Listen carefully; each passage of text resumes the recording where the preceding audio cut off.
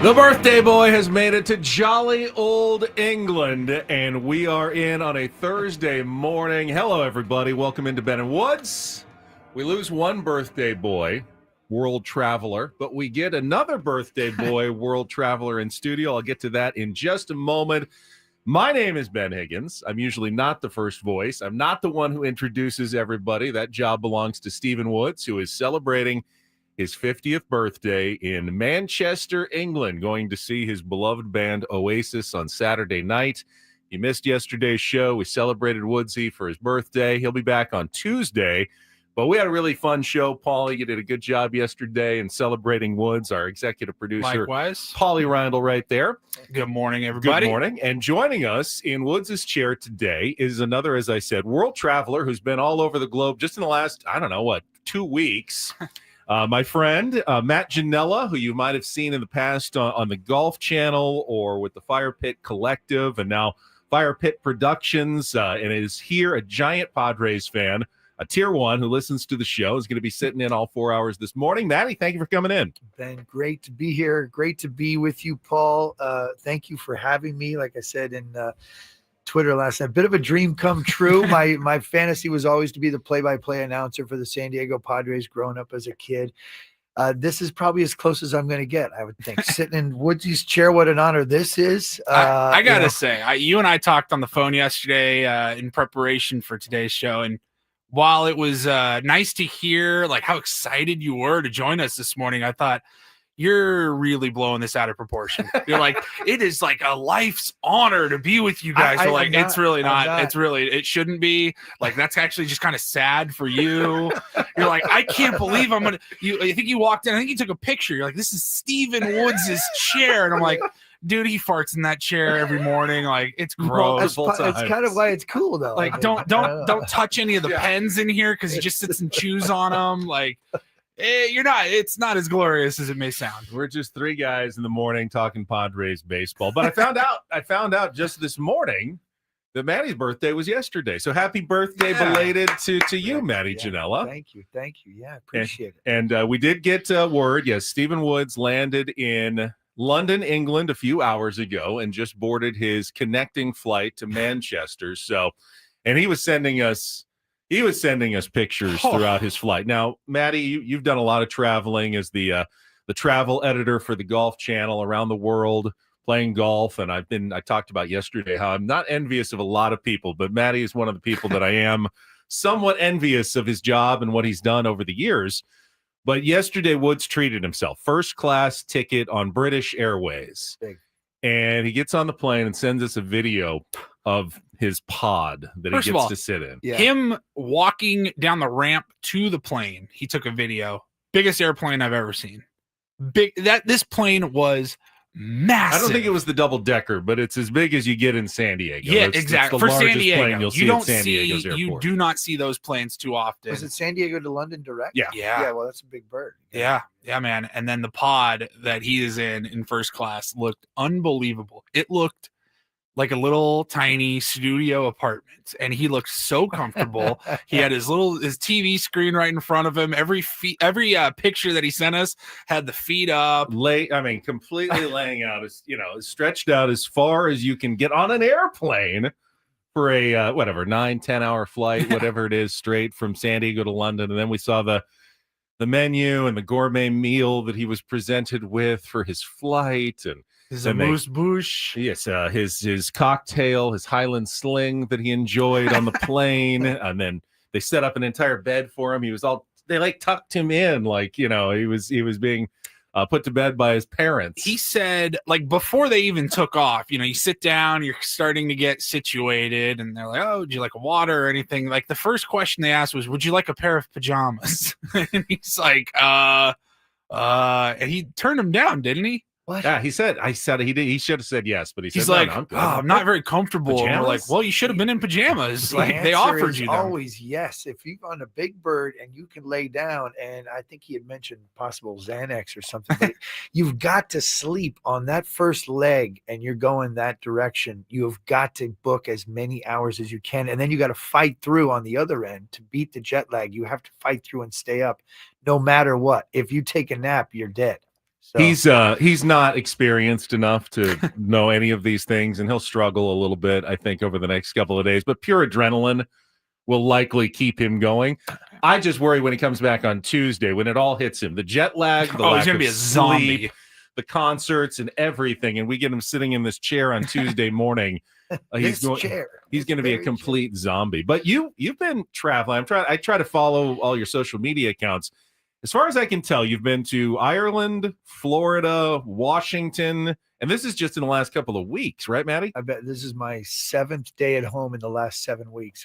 I've been Ireland for 3 weeks, Scotland, Old Course. I've been to Florida, Chicago twice, Texas, New York, Hawaii.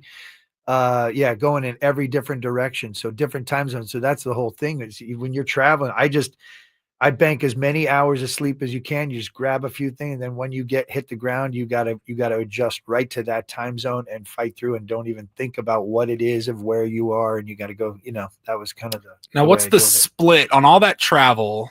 Is there a split on golf, work related stuff for you and maybe press or work related stuff for your better half? This was all work related. One of the trips to New York had to do with my wife.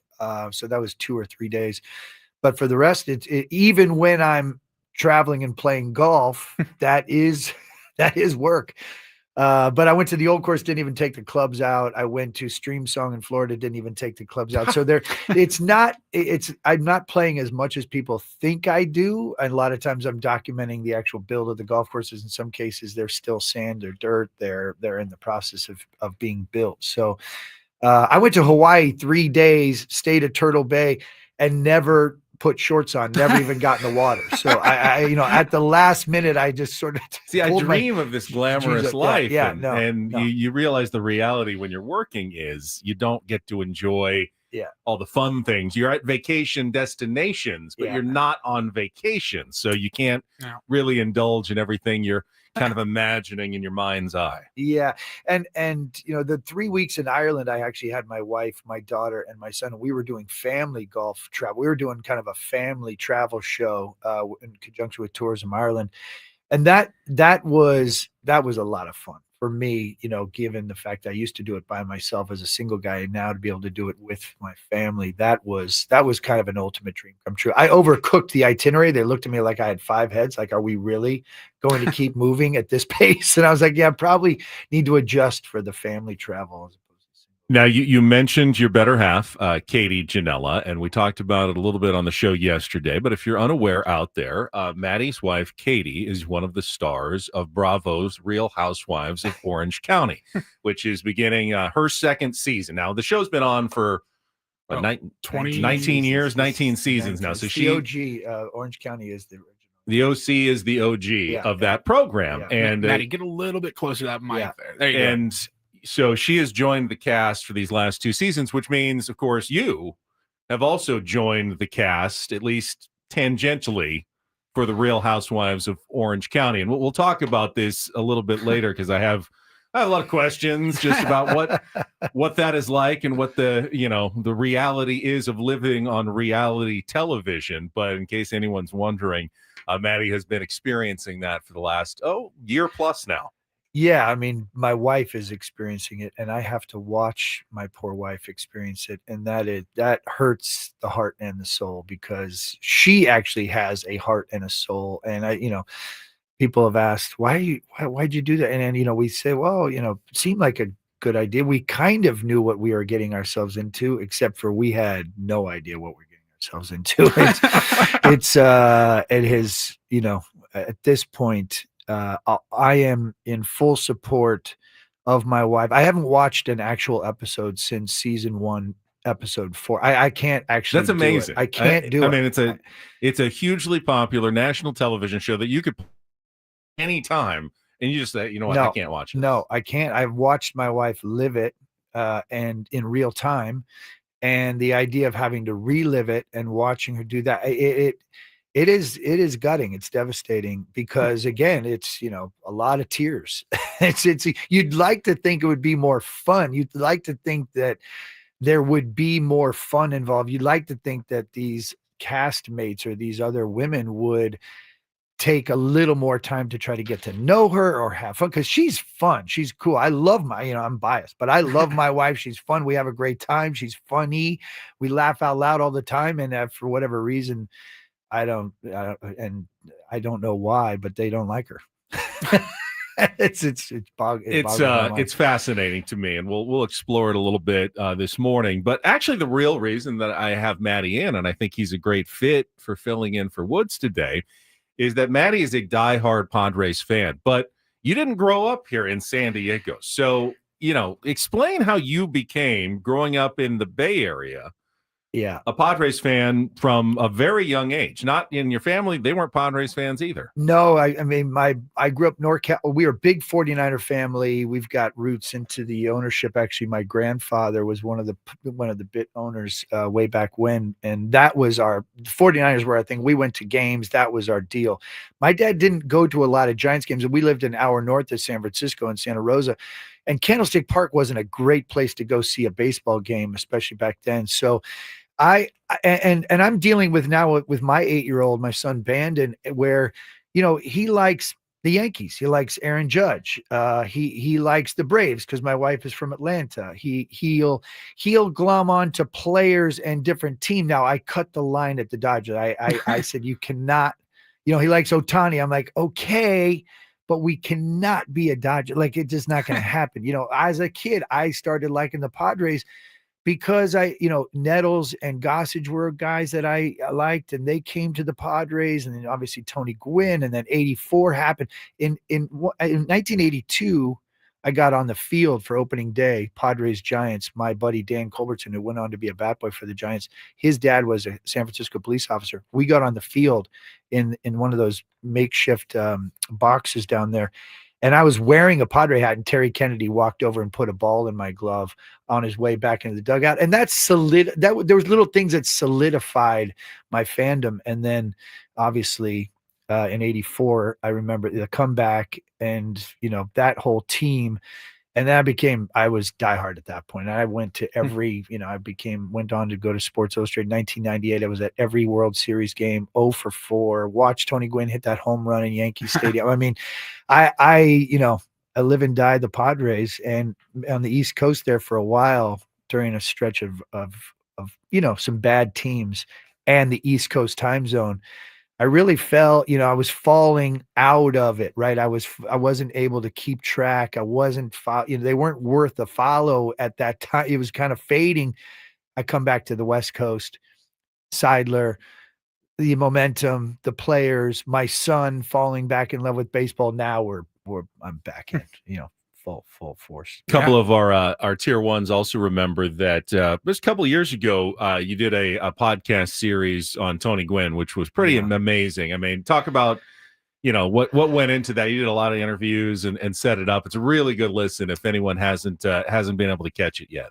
Well, yeah, and that all came from my buddy lives locally, played baseball at St. Mary's College. Tim Spooner is a good friend of mine, goes on my annual buddies trip, and he grew up playing with Tony Gwynn Jr. And I didn't even know that. So I moved West Coast, and I've always had this idea. I wanted to do a tribute podcast series on Tony Gwynn, and I just was thinking about it. And he said, well, I know Tony Gwynn Jr., and he told this story about how Tony Sr. used to come to the games and sit outside in the outfield, and Tim Spooner hit a home run, and Tony got it, brought it in, and said, great hit, kid, and signed the ball for him. I was like, come on, are you kidding?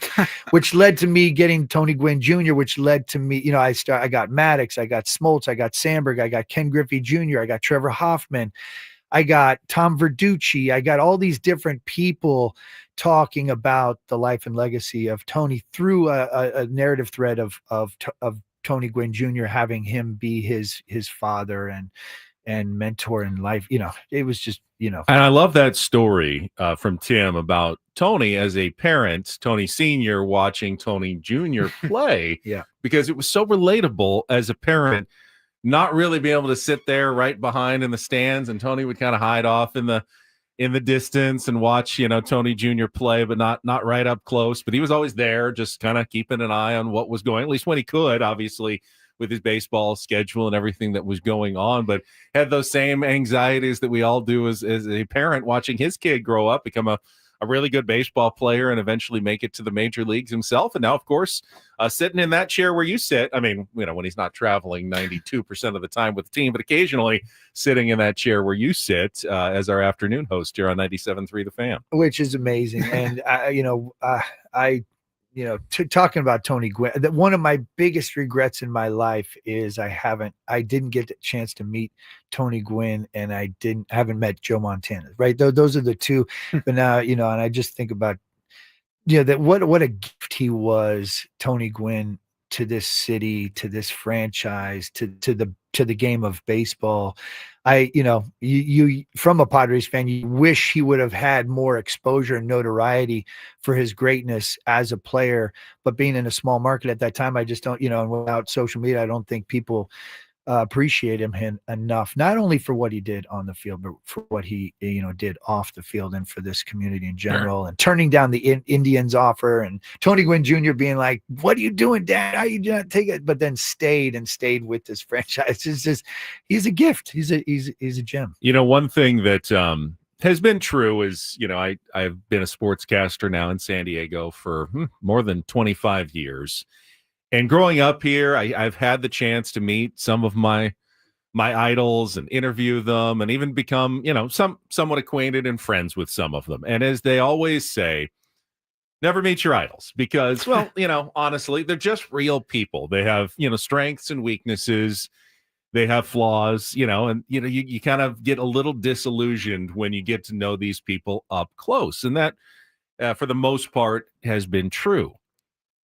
Except for one, because I got to meet and interview Tony Gwynn Jr. and any disillusionment at all. He remained the icon that he was through my childhood eyes when I finally actually got to meet him. And he was truly as genuinely spectacular and friendly and engaging and talented and amazing as I always kind of hoped he would be. And you really people never live up to your expectations, especially when you form them as a child, watching them play baseball and going to games with your dad, and like, that's Tony Gwynn. He's an icon, in your head, but they're real people. They've got obviously families and lives, and they can't be, but he was so super spectacular, and was just such a treat to get to interview him a few times and hear that laugh, like just a private laugh for you.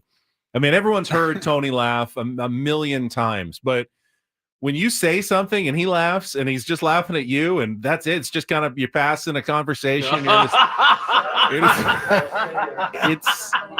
It's an unbelievable feeling to get a Tony Gwynn laugh just for yourself. I think that's part of one of the podcasts opens up with Vin Scully describing Tony Gwynn's infectious laugh. I think that's one of the episodes. And to have Vin Scully, who I despise the Dodgers, but you have nothing but respect. Being in this medium of storytelling, broadcasting, Vin Scully is top of the top, and we're also blessed with guys like Jesse Agler and Orsillo, and what a great team we have here that brings us to Padres game. But listening to Vin Scully describe Tony Gwynn that's magic. That's our friend David J in our chat says, yeah, Tony Sr. was absolutely the exception to the rule. My encounters with him as an adult were somehow even better than my childhood imagining. And you played that laugh, of course, when Tony passed away and Uncle Teddy gave his eulogy at Petco Park. He brought, the recording on the phone that he had of just Tony laughing and just keeping it and sharing that with all of San Diego. I'll never forget that amazing moment. So. Gone way too soon, right? Absolutely. Can't believe it. All right, we're going to check traffic. When we come back, don't go anywhere. We'll set the menu for the program today, what we've got in store for you here on a Throwback Thursday with Ben and Woods. Matty Ginella sitting in for Woodsy, who is now on his way to Manchester, England, on San Diego's #1 sports station, 97.3 The Fan. From the 855 Get Ross Traffic Center, protecting San Diego after accidents or injury, here's Kelly Danick. Traffic is sponsored by Islands Restaurants. Pretty quiet start to our Thursday morning. Just one problem here, westbound 8 before Severn. Reports of a crash over to the right shoulder. Islands Restaurants, summer refreshment, paradise ambience, and the best burgers in town, like the Big Wave with cheese and fresh cut fries, $10 now for a limited time only. Visit one of our Islands Restaurants throughout Southern California today. Dine in only. I'm Kelly Danik with Ben and Wood, San Diego's #1 sports station. 97.3 The Fan. All right, so here's what we got for you on the program today. Obviously, the Padres will get on a plane today, or at least meet in Washington, D.C., as they scattered about for the All-Star break to begin the second half of the season tomorrow. But, of course, it's not really the second half. We're well into the second half of the season. We're down to the last, 66 games, Paulie, I think, left in the season. That's the right math. Padres holding on to the third wild card spot in the National League. It looks like it's going to be a battle. But before even that, we are exactly 2 weeks away from baseball's trade deadline. It gets serious now. The draft is over. The All-Star break is over. What is A.J. Preller going to do about the glaring holes at the bottom of his lineup? Is he going to address any pitching issues, or will he stand pat thinking Yu Darvish and potentially Michael King coming back will be enough? We will talk about the Padres getting started in the second half coming up here at the bottom of the hour. In our second hour, it was a tough night last night for SDFC. If you didn't watch it, they lost 1-0 to Toronto FC, and it was a tough match, and it was exactly the kind of match they didn't want to happen after letting Milan Olowski go. Right. They're scoring all these goals every single game, and then, of course, they let one of their leading scorers go because they can't come to a contract agreement, and they immediately get shut out. Bad timing for SDFC, but we'll talk some soccer. And then, Maddie's here, obviously covered golf for years. We are underway, the final major of the year. They've teed off at the Open Championship at Royal Portrush. I assume you've played Royal Portrush before? I have, Of course you have, I was just over there, yeah. Of course he has. And we have a leaderboard. We can talk a little golf. And Scotty Scheffler's 1 under. I saw Xander Schauffele's back to even. Now, Phil Mickelson had a good day this morning. He's 1 under and tied for 11th place at age, 54?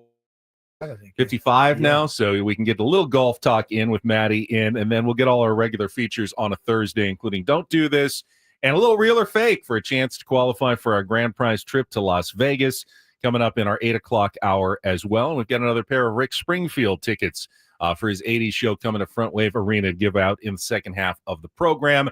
We'll go until 10 o'clock, and then Paulie and I will head over to the sound space for a roundtable Thursday as well. More Padres talk. No Woodsy, but we'll be joined by some of our other colleagues and talk more Padres. Matt, you want to do 5 hours of radio today instead of 4? You don't have to twist my arm to talk Padres. Of course not. Well, you get free pizza out of the deal. At least roundtable will be here at the end of the show. So you have something to look forward to after your 4 hours. You will be hungry. I promise you, after talking for 4 hours straight. We'll get started, though, with some Padres talk coming up after a check of traffic. It is Thursday morning. Glad to have you with us, Tier 1s on San Diego's #1 sports station, 97.3 The Fan.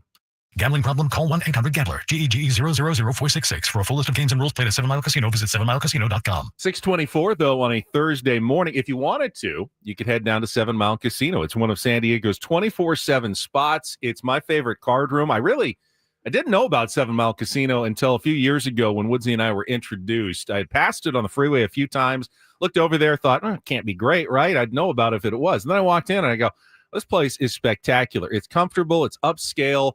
The dealers are friendly. The chairs are comfy. There's TVs all over the place. There's windows looking out onto San Diego Bay. I'm going, I think they've kind of overdid it. I mean, it's just a card room, but no, it's San Diego's best and closest place to play California-style blackjack, Texas Hold'em poker, Pai Gow, and Baccarat. And if you're looking for something to eat, Sammy's Wood-Fired Pizzas inside 7 Mile is open 24/7. It's the only one that is.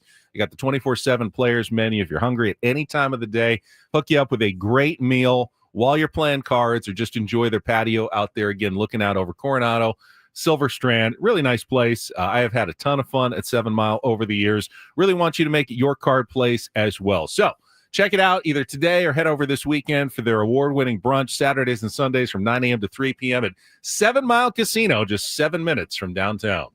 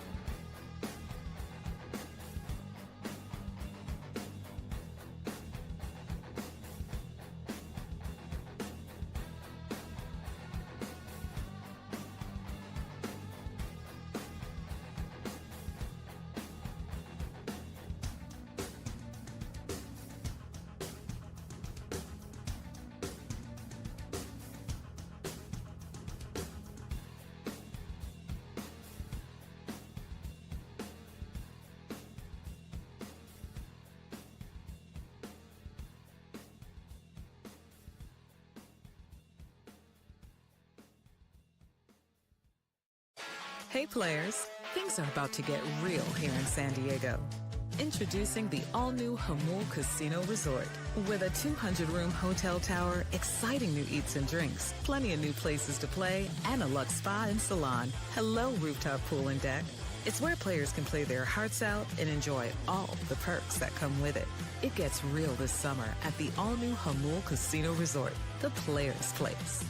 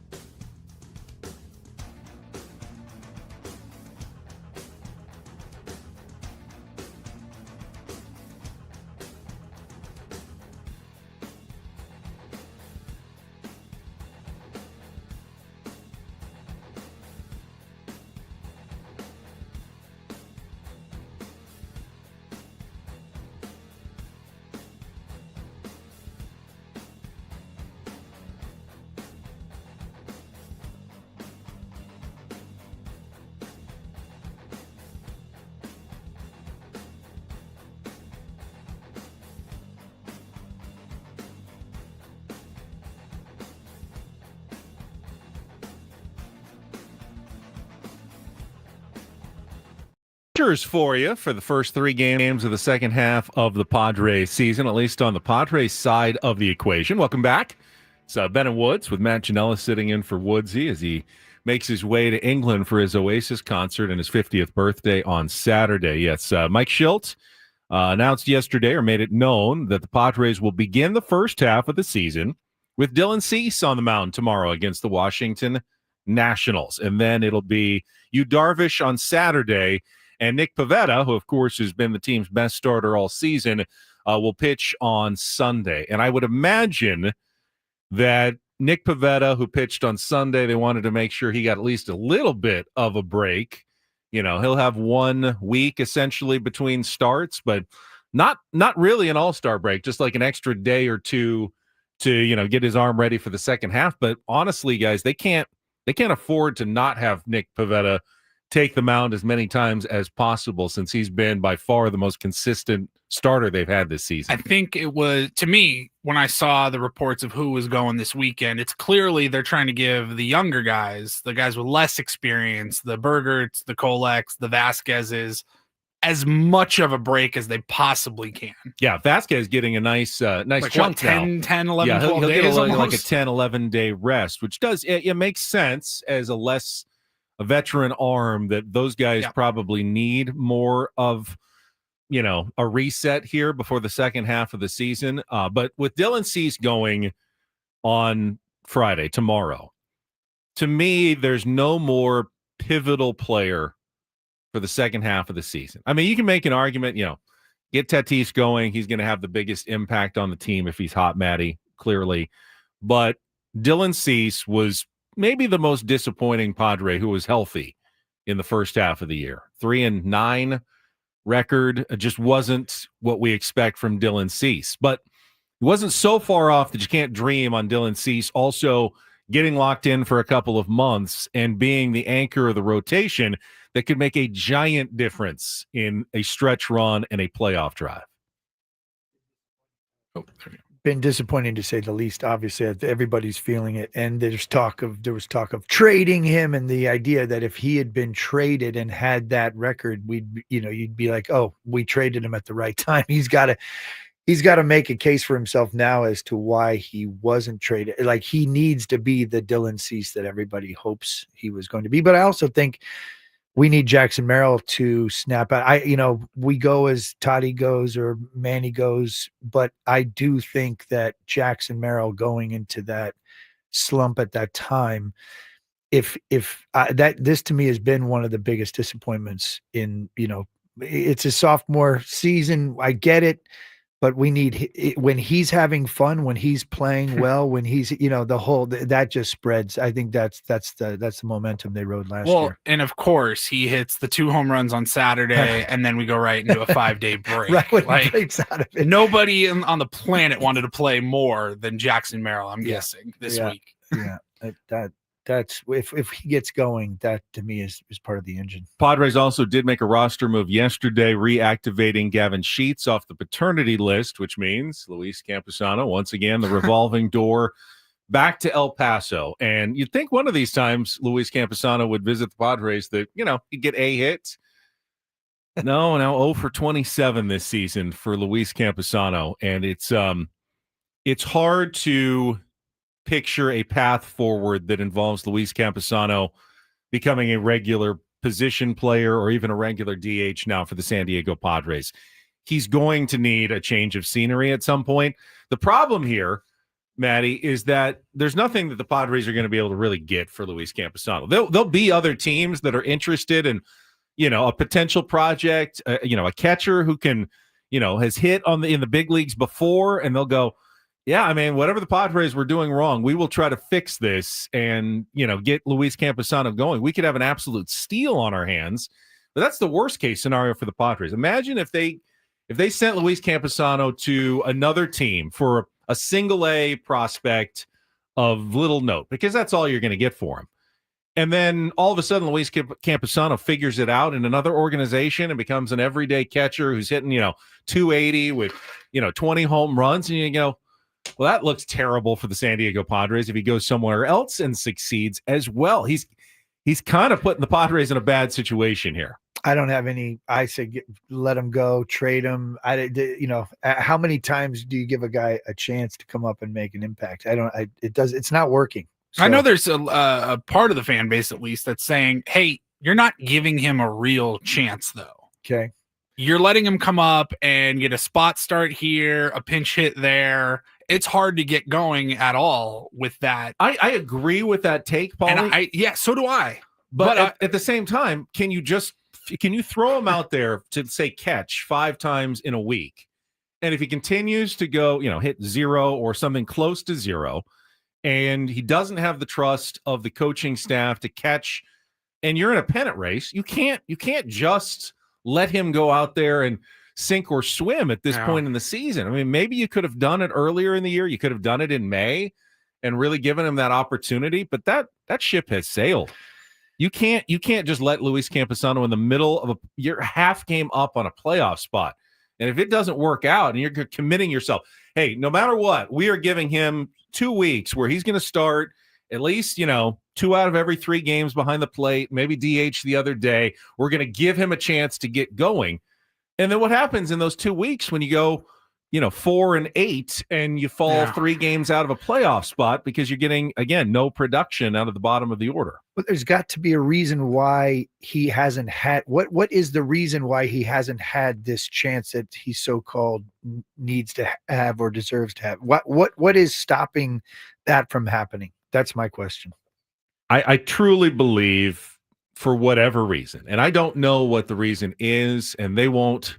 Obviously, Mike Schilt will never say anything bad about his own players, but they don't trust Luis Campusano to manage the pitching staff, which, Mike Schilt has said very clearly, the most important role a catcher plays is fostering a pitching staff. He's a catcher.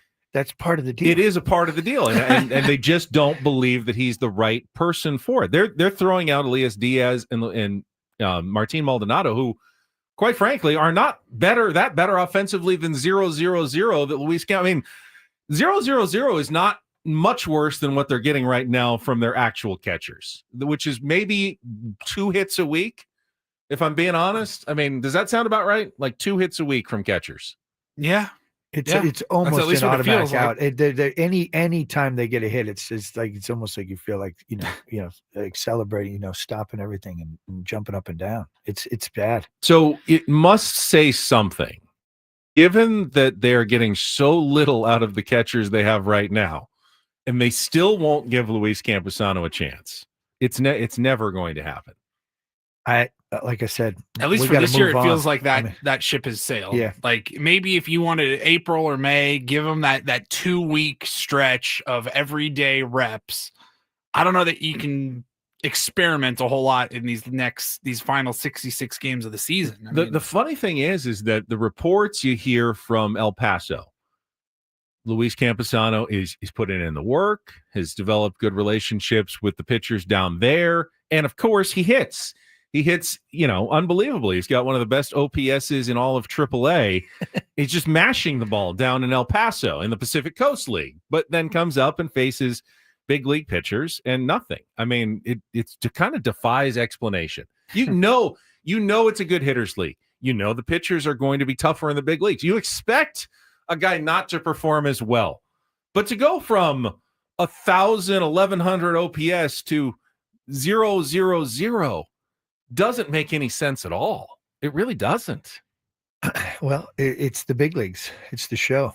And then there's, some of it is about what's between the ears too. And I think that's, that plays a role in all of sports, and some people can handle it and some can't. And apparently he's having issues handling it. Yeah. And there's like reports. We've heard whisperings that Campy is like the biggest enigma in the Padres organization, like split. People are saying it's time to move on. There's no future here. And others saying, no, we got something here. We gotta figure it out. We got to let him figure it out. I don't know what's going to happen here, but I'm starting to find myself in the camp of like, let's maybe move on. If you can trade him. Well, I mean, if he's not going to produce for the Padres, if you were able to get any sort of replacement, call it a left fielder for him in a trade, wouldn't that be worth exploring and potentially give you more production than what you're getting from Campy right now? Yeah, anything other than theirs. And people keep saying, "Oh, the Padres need a bat. We need a left fielder." I think they need 2 bats, and I think the real pressure right now, beyond any specific player or part of the management, is on John Seidler at this point. I think the biggest question mark for the organization is, who is John Seidler? We know AJ. We know what he's capable of. Is he going to get the gas pedal? Is he going to get the green light? Is he going to be able to do what he's going to do? That is the biggest question to me. That's what in my mind as a Padres fan, all eyes are on John Seidler. All right, well, let's jump into that because it's one of the topics that I'm going to broach on the roundtable later this morning, and that is the direction the Padres are going to take in these next 2 weeks. Not specific players because, well, I mean, that's just a guessing game at this point. You hear the rumors. Jarren Duran is a Padres target. Sean Murphy is a Padres target. But you don't know for sure whether any of those guys are even available, what the price tag is going to be, if the other GMs in Atlanta or in Boston even like the Padres prospects that they'd be picking up. You say, we'll give you Ethan Salas. There's no guarantee Boston even wants Ethan Salas. Their projections may be, yeah, we just don't think he's our guy. So you don't know if you line up on anyone in particular, but there are, in my mind, 4 different ways these next 2 weeks are going to go. And we'll talk about them coming up right after this check of traffic on 97.3 The Fan. From the 855 Get Ross Traffic Center, protecting San Diego after accidents or injury, here's Kelly Danick. This game day traffic report is brought to you by Crystal Geyser Alpine Spring Water. Not too bad out here. Crash has cleared on westbound 8 before Severn. Now watch out for a stalled SUV. South 805 before H Street. That's over to the right shoulder. What makes Crystal Geyser Alpine Spring Water different? They always bottle their Alpine Spring Water less than 1.5 miles from the spring source. And all of their bottles are made with 50% recycled plastic from their own recycling plants. Crystal Geyser, bottled at the spring source. I'm Kelly Danek with Ben and Woods, San Diego's #1 sports station, 97.3 The Fan. So I've kind of, in my mind at least, come up with 4 different paths the Padres can take over the next 2 weeks before the trade deadline. First path would be, I think, what most fans are usually hoping for. That's the all-in strategy. We want to acquire the best possible talent, and we are willing to part with whatever it takes to acquire those players for a playoff push. And that means certainly Ethan Salas, maybe Leo DeVries on the table. You will go big, and you will try to acquire as much as you can for whatever the cost is to make a push toward the playoffs and potentially a pennant. That's strategy 1. Strategy 2, acquire, but in a smaller way. Address the bottom of your order, getting no production. You can pick up a couple of players who are league average, and really that will improve the bottom of your order and maybe be enough offensively to lift a team that has already gotten some of the best pitching in baseball. And you feel like that's enough to get you to the playoffs, and then, take your chances once you get to the postseason without mortgaging, any of your top prospects for the future. So acquiring in a smaller way, maybe more on the margins. Option number 3. There could be a mixed approach. As Maddie mentioned, there's been rumors that the Padres have also explored trading away some of the big league talent they have right now, especially guys who are going to be free agents at the end of the season. Dylan Cease, Luis Ariz fits that mold. Robert Suarez is someone who's probably going to opt out of his contract, would be a very attractive option for a playoff contender out there, but not because you're selling, because you're looking to find a better match and find different players that come in.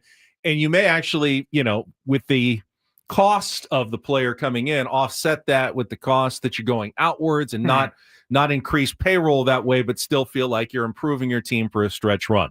And then finally, and I know this is probably the last option that Padres fans want to hear, but really just kind of stand pat and do nothing, at the trade deadline, and just hope that the return of Yu Darvish, don't even put that in the and universe. Michael King and, guys that you already have on your team getting hotter in the second half will be enough to keep you in that last playoff spot and give you a chance in October. I don't want that even out there in the ether, because it is so blatantly obvious that this team needs upgrades and needs help and cannot continue as currently constructed and go on a run.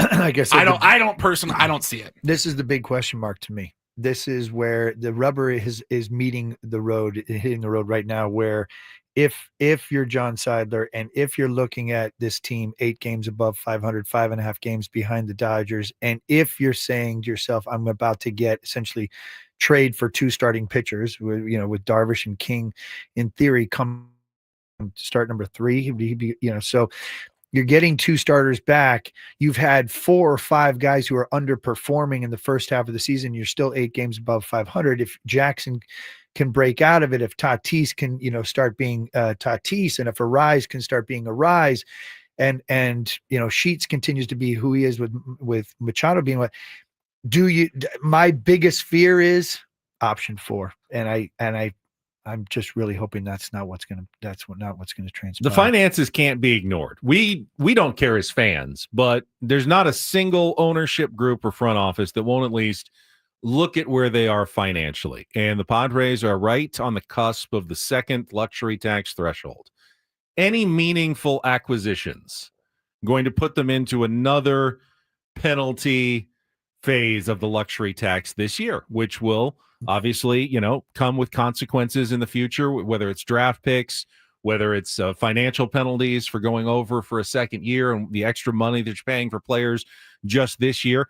It's not something that they are going to ignore. They may decide it's worth it, to go over, and because there's a player that they want or players that they want that they think will help them, I don't think it's out of the question that the Padres can go over that second luxury tax threshold. But there's not a front office in baseball that's just going like, what's a luxury tax? Where's the level? I don't know. Just keep spending, and we'll deal with the tab at the end of the year. They're all thinking about it, as is John Seidler, as is AJ Preller, and it's okay for them to be thinking about it. You want them to at least, have the long term and the short term both in their minds, but it's not something we can ignore as fans as being a reality of baseball. Well, nor what also cannot be ignored is the fact that the fans are coming out every game, every home game. They are supporting this team. It's all set up.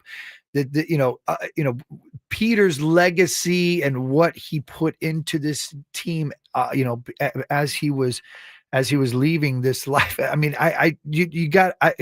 to me, doing nothing just doesn't seem like an option when you have the years that have been put into where they are right now, and the stadium and the fans, the fan base. It just feels like doing nothing is not an option. You brought up a word that always scares me as a baseball fan. You're allowed to use it. If you have to use it once or twice, it's fine. Every baseball team does. But you used it 6 or 7 times, and that always worries me. That word, it's 2 letters. If. When you have a lot of ifs going into the second half of the season, it's hard to have a lot of confidence. If Fernando Tatis Jr. plays like we know he's capable, if Luis Arraez, hits like the batting champion that we know he's been the last 3 years, if Michael King comes back healthy and looks like the ace of the staff, if Yu Darvish, shows what he's shown the first couple of starts, that stuff is there and he can make his regular contributions the rest of the season. If the bullpen doesn't implode because they've been used so much in the first half of the season, you get 1 or 2 ifs, and every team, even the Dodgers, have a couple of ifs. But once you get to the level of 6 or 7 ifs, then you're just a starry-eyed dreamer. And welcome to being a Padre fan. Well, exactly. But you also have to acknowledge the reality that if you're resting your entire season's hopes on so many ifs, not all of them are going to come through. You'll get a couple of those will come through. Gavin Sheets may continue to be the surprise of the season. Fernando Tatis may look like an MVP in the second half of the year. But there's also the other side of the if coin. If a couple of players get injured, if you lose 2 starting pitchers on August 2nd after the trade deadline, and you've got nothing coming in the pipeline that could replace them after the trade deadline.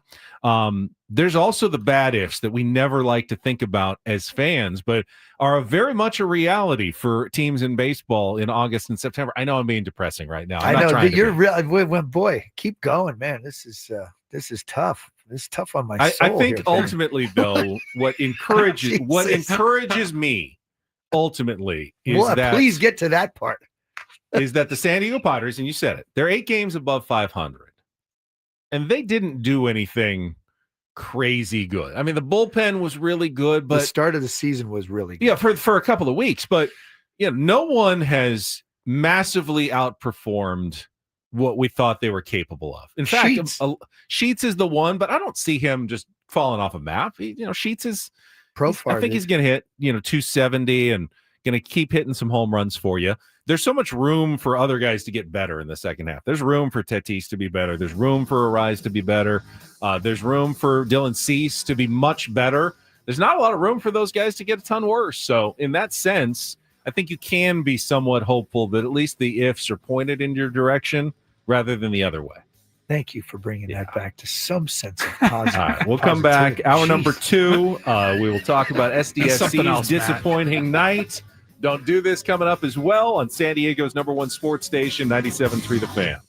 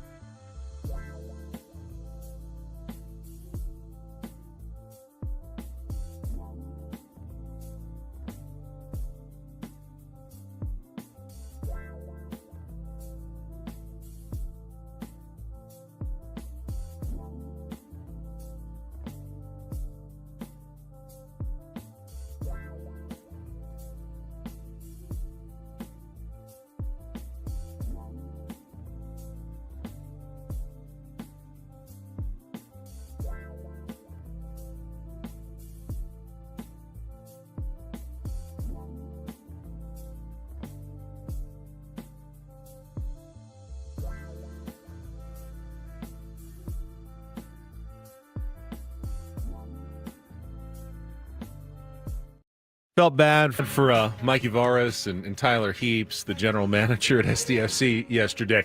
So just the last thing, Paulie, they wanted to happen after what transpired this week. Welcome back. It is Ben and Woods, hour number 2 on a Thursday. We got my buddy Matt Ginella sitting in here for Woodsy as he's off in England for his 50th birthday. Do you watch soccer at all? I do. Not a lot of MLS. I mean, my little guy is way into soccer, so we've been starting to watch. That's good. We're just trying to get into it with the team this year, and we're definitely early in the learning curve. Our buddy Darren Smith, by the way, condolences to Darren, who lost his dad yesterday, passed away. He still did the game. I turned it on, and, he said, hey, Dad would want me to be here. So he was calling the SDFC game last night.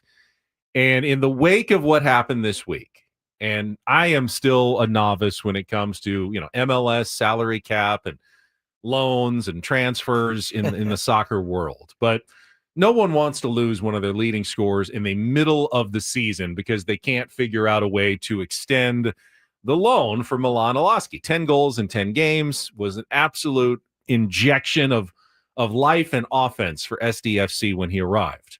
But he goes back to Denmark early this week. So they've got this game last night against Toronto FC at Snapdragon Stadium. And I'm sure that, at least quietly, they're crossing their fingers in the front office at SDFC. Let's just have another couple guys step up. We win 3-1, and everyone's like, all right, we're fine without Milan Olaski.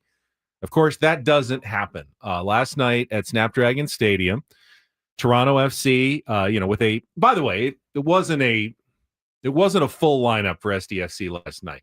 With two games this week, 3 games in 8 days, they left Chucky Lozano on the bench, had 2 or 3 of their regulars, Godoy, Ingvartsen, that were injured that didn't play. So you got kind of a B squad lineup. They give up a penalty kick in the 20th minute, fall behind 1-0. And then the rest of the game, they're looking for a way to kind of get a ball somewhere into the net, and it just doesn't happen. Now, they played like they normally do. I think 70% time of possession, 7 shots versus 3 shots, but no really great scoring chances. And to end up losing 1-0 on the same week that you lose Milan Olaski, gonna be a tough look for San Diego FC.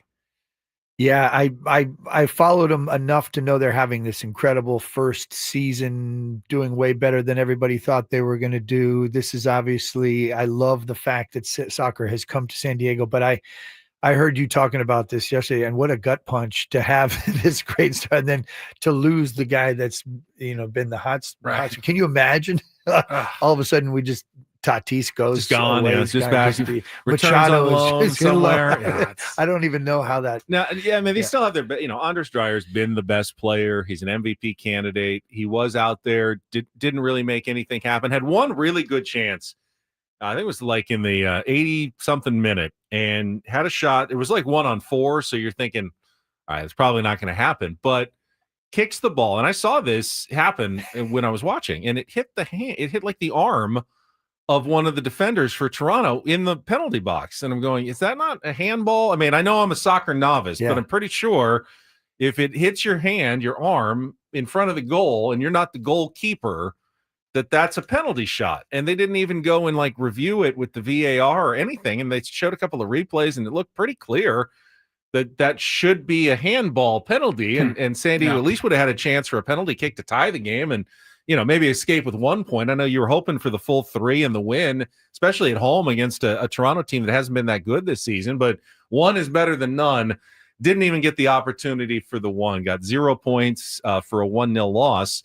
And now they got to turn right around. And on Saturday, they're hosting Vancouver, who's the team that's right behind them in the standings. Second place, they have a game in hand. So if you lose this one, you're pretty much 2 games behind because you're behind them and they've got an extra game to play. If you win, you're up 4 points and you've got a little cushion. No matter what they do, they can't pass you with that extra game. So maybe the biggest home game so far in San Diego FC franchise history coming up on Saturday night at Snapdragon Stadium. Wow. Hopefully they'll have the full lineup and, Chucky will play and Anders will play, and they'll get to find some offense again without Milan Olaski. But that's a big one this weekend against the Vancouver Whitecaps.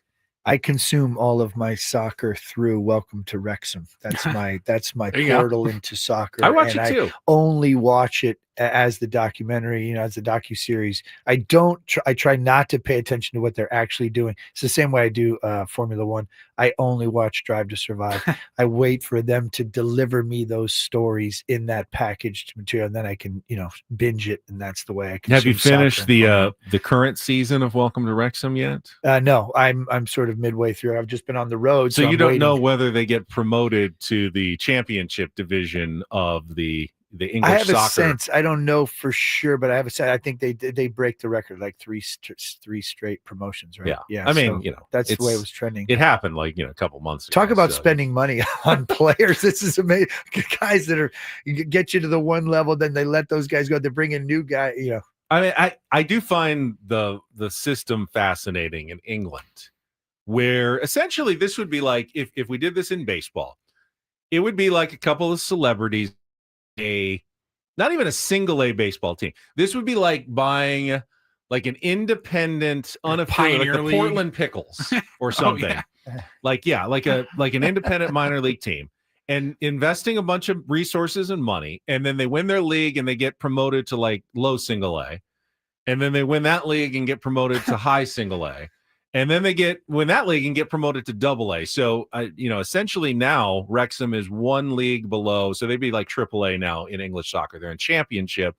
If they could be promoted one more time, they'll be in the Premier League with Manchester United and Arsenal and Tottenham Hotspur and all the top teams. And then they'll have gone from like the bottom of the bottom all the way to the top in 4 years. And it wouldn't even be in a town of Portland. It would be a small town. I mean, the idea that they essentially saved this town of Wrexham in Wales, Eugene, Oregon, or something, through an investment into this, and then the infrastructure and the whole, everything to surround it. It's absolutely incredible.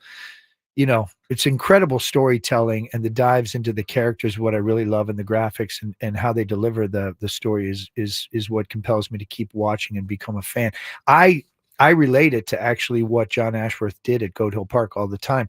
Saving Goat Hill is essentially an investment into the community golf course has lifted, the city of Oceanside and brought these eyeballs and good vibes to Oceanside through an investment into Goat Hill Park. This to me is very similar to the story of Wrexham. But at some point you do run into a reality, just like a baseball team playing in a tiny town that all of a sudden is in the major leagues would run into.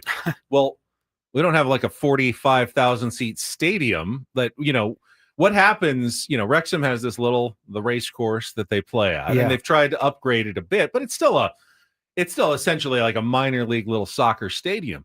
Well, if they get to where they want to go, what happens when Manchester City comes and plays a visiting game and they're playing in this little rinky-dink place? Are they going to build a giant state-of-the-art full-on stadium for 50,000 people in a little tiny town? No, you can't really do that. I don't know. Can they? I mean, who's to say they can't? I mean, maybe they can't. I mean, it would look weird. But I guess they have a football stadium in Green Bay, Wisconsin, and they make that work. I don't know. I can't wait to see where it all goes. And what is the ceiling to this? What is the cap to their potential? What is also compelling to me about that show? Paulie, do you ever watch Welcome to Wrexham? I've seen bits and pieces of it. I haven't sat down and watched episode to episode. So I was never a guy who watched It Was Always Sunny in Philadelphia. I didn't know Rob McElhaney much, and I knew who Ryan Reynolds was, but in terms of like following them closely. And what was compelling to me is because I didn't care about their stardom, but I did realize that their stresses of owning a team were real. Mm-hmm. Like they had to make the decision like, okay, we can invest another $2 million of our money into this with no guarantee we're going to get anything out of it. Like this year they had to build like an academy. Hey, if we want to get up to the next level, we've got to invest now in a youth academy, like all these other teams. And they go, that's just a ton of money right out the door. We're not going to make any money on that. That's like for the future investment. And they're like going, how much do we have to pay for this? Like, that's another $2 million here. And like, okay, where am I getting this money? Like, I'm a celebrity, but I'm not made of cash. I just don't have unlimited resources for this. Cough it up. And they've done obviously they've turned a little tiny brand into a worldwide phenomenon with merchandising and, the tour. I mean, they were here in San Diego last summer and played games here. I'm sure they make tons of money for that. So, they're reinvesting some of that money into the club, but the actual like stress, I know I couldn't be cut out for it. Like, I think about that with John Seidler. Like, it was not his goal to like own a baseball team. Peter Seidler, he wanted that. That was his dream. Right. This has kind of been thrust upon John Seidler. He was not ever I am ready to do this. And now he's got to make these decisions as to how much are we willing to invest. I mean, I want to keep this going, but what happens if the fans all of a sudden decide not to sell out Petco Park, and now I'm on the hook for all this, all of a sudden money like that's going out the door and we're not winning. Like, I can see the hair is turning gray thinking about trying to run a professional sports organization. I think, I think this is all real positive. I'm going to remain very optimistic. Again, if you told us we would be down the players we are down and have the players in the lineup performing the way they're performing, and to say that the Padres are 8 games above 500, they're selling out at home, and we have guys coming back, and then the glimpse of Merrill hitting 2 home runs right before the All-Star break, like 5.5 behind the Dodgers. I don't know. I mean, that's kind of better than I thought it might be, considering all the situation. I'm generally encouraged, and I generally believe that I don't see John Seidler not doing anything. I think that the fan base and his brother and everything that's been set up deserves some form of a move that makes everybody feel like this is a push towards the opportunity to be the last man standing. It was a really tough off season. We've had a few tough off seasons here in San Diego, and there was so much uncertainty. And then when it became official that John Seidler would take over, there was still all these question marks. Like, okay, man, like, are you guys going to live like Peter did? Because we know how Peter would have addressed some of these moves. He would have said, screw it, we're going for it. Whether that's good or bad, remains to be seen, but we know how Peter would have probably handled a lot of these things. They went out and spent some money on Nick Pivetta. I think that shocked everybody, but I think you nailed it earlier when you were like, these next 2 weeks, they're big for the franchise. They're big for Padres fans to be locked in. It's a big 2 weeks for AJ Preller, but we know with AJ Preller to expect the unexpected. No idea what he's going to pull off, but he's working on plans A through Z, and then he's got backup plans for A through Z.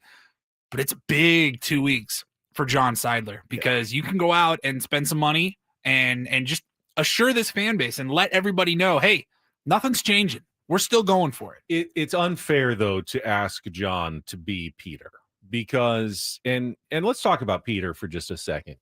Peter made some mistakes, as everyone does owning a baseball team.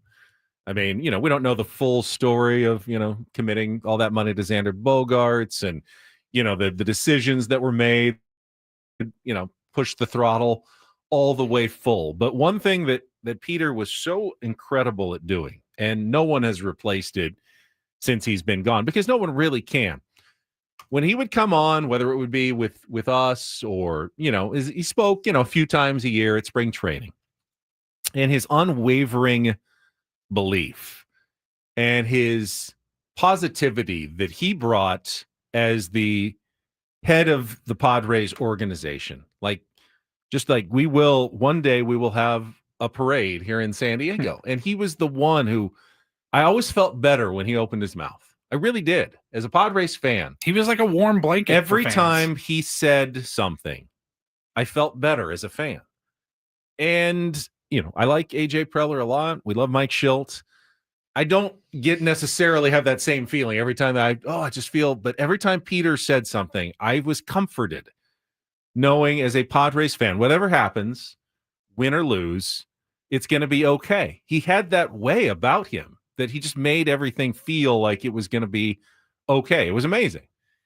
He was a true leader. He was a successful human being. He obviously had a lot, but he was a man of his word. There was no emptiness to what he was saying.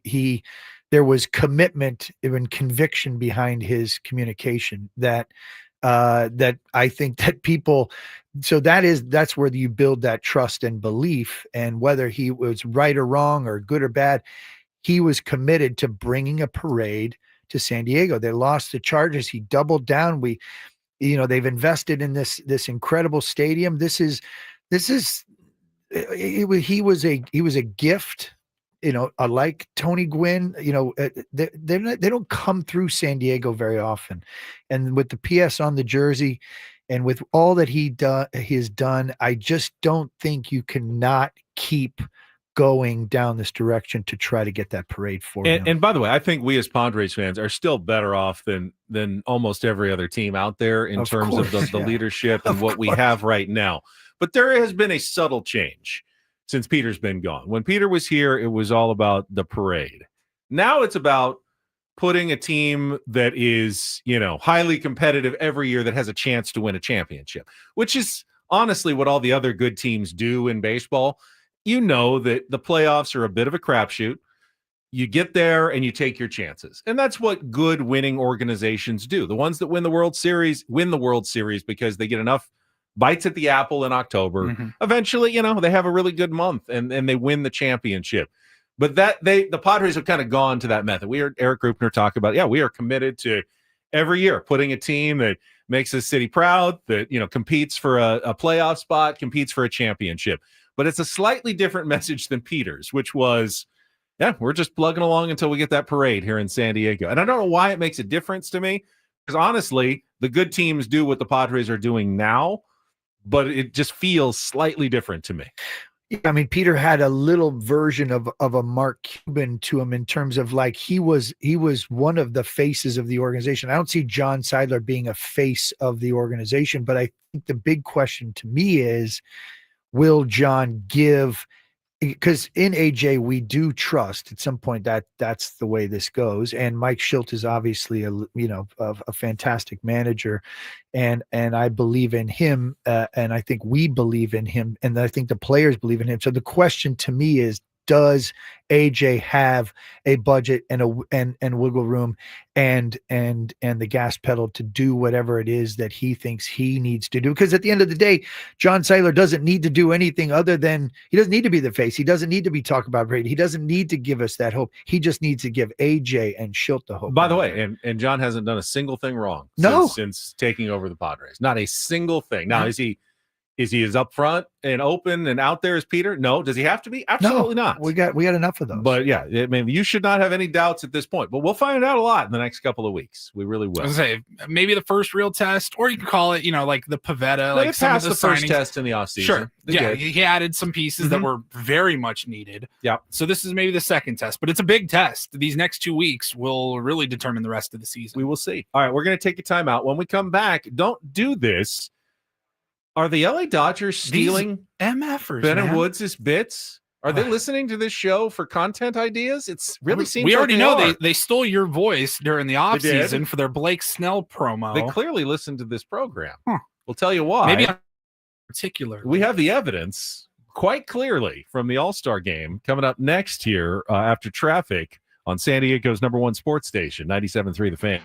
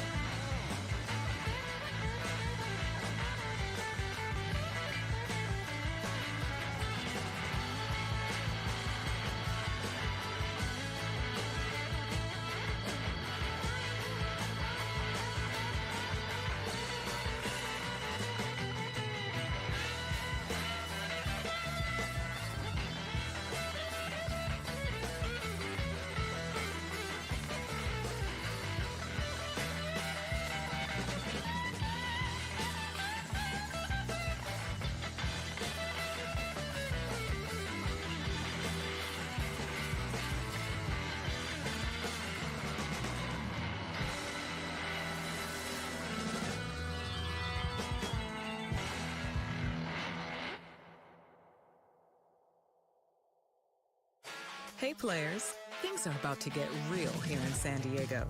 Introducing the all-new Jamul Casino Resort.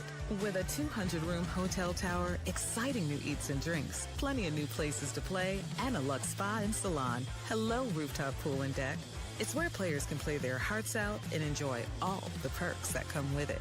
It gets real this summer at the all-new Jamul Casino Resort, the players' place.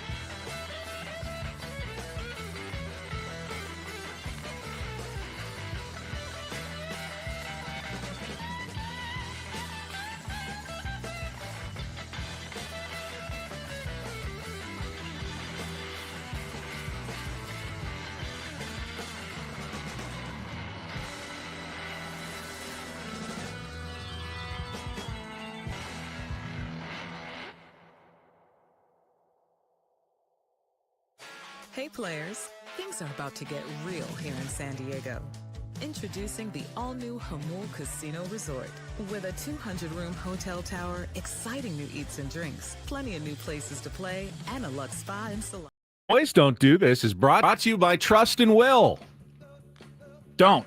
Thank you, Paul. Leave your entire estate, house, kids, and life savings up to chance if and when you die. Do. Set up a trust or will online at trustandwill.com. This is a lot more affordable than you think. Visit trustandwill.com for more info. Maddie, do you have your estate taken care of? Are you good there? You know, okay, he wasn't listening. That's all right. I wasn't listening. Go I was ahead. Go reading back about Machado and Roberts. No worries. I will filling in for Woods perfectly. I will get us started. It's in the chair. It's the chair's fault. Yeah, it's the chair's fault. Chairs don't have ears. All right. Speaking of flights, Woodsy just on his to Manchester, England right now. Former Minnesota Vikings star Everson Griffin was removed from a plane yesterday after allegedly causing a mid-flight disturbance. The 37-year-old was on a Delta Airlines flight from Chicago to Minneapolis when he was, I guess, accused of creating a scene. Now, we don't know the details, but flight records show that just minutes after the plane took off from O'Hare, it returned, and the pilot said they had to ground the jet to have an unruly passenger removed from the plane. What do you do to like? Well, you said minutes later, just minutes. Like you've just taken off. So like you they can't haven't even started drink service. I or mean, anything. yeah, I mean, maybe you had too much to drink at the terminal before you got on the plane.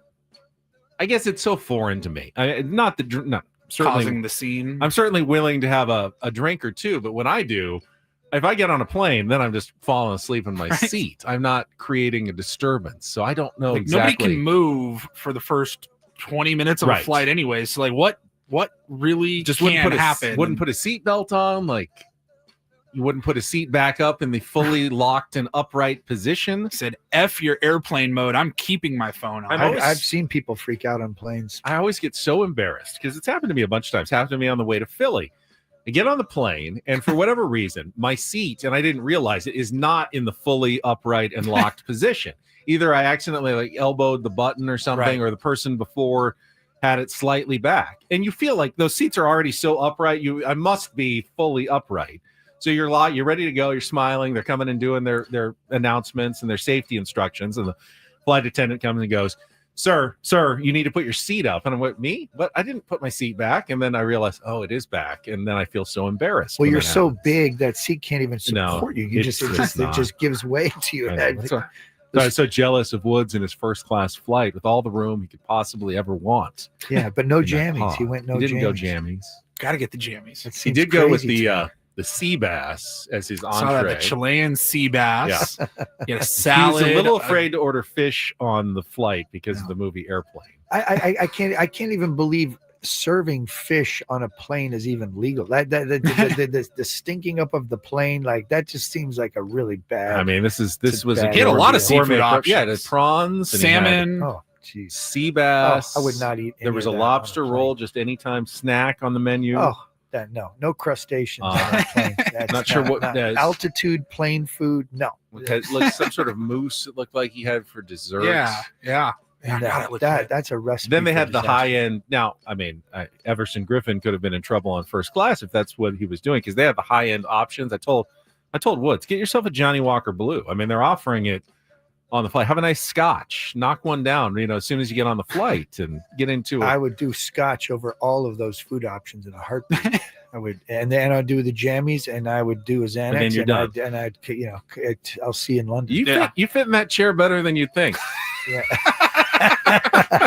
It's the chair. I'm telling you.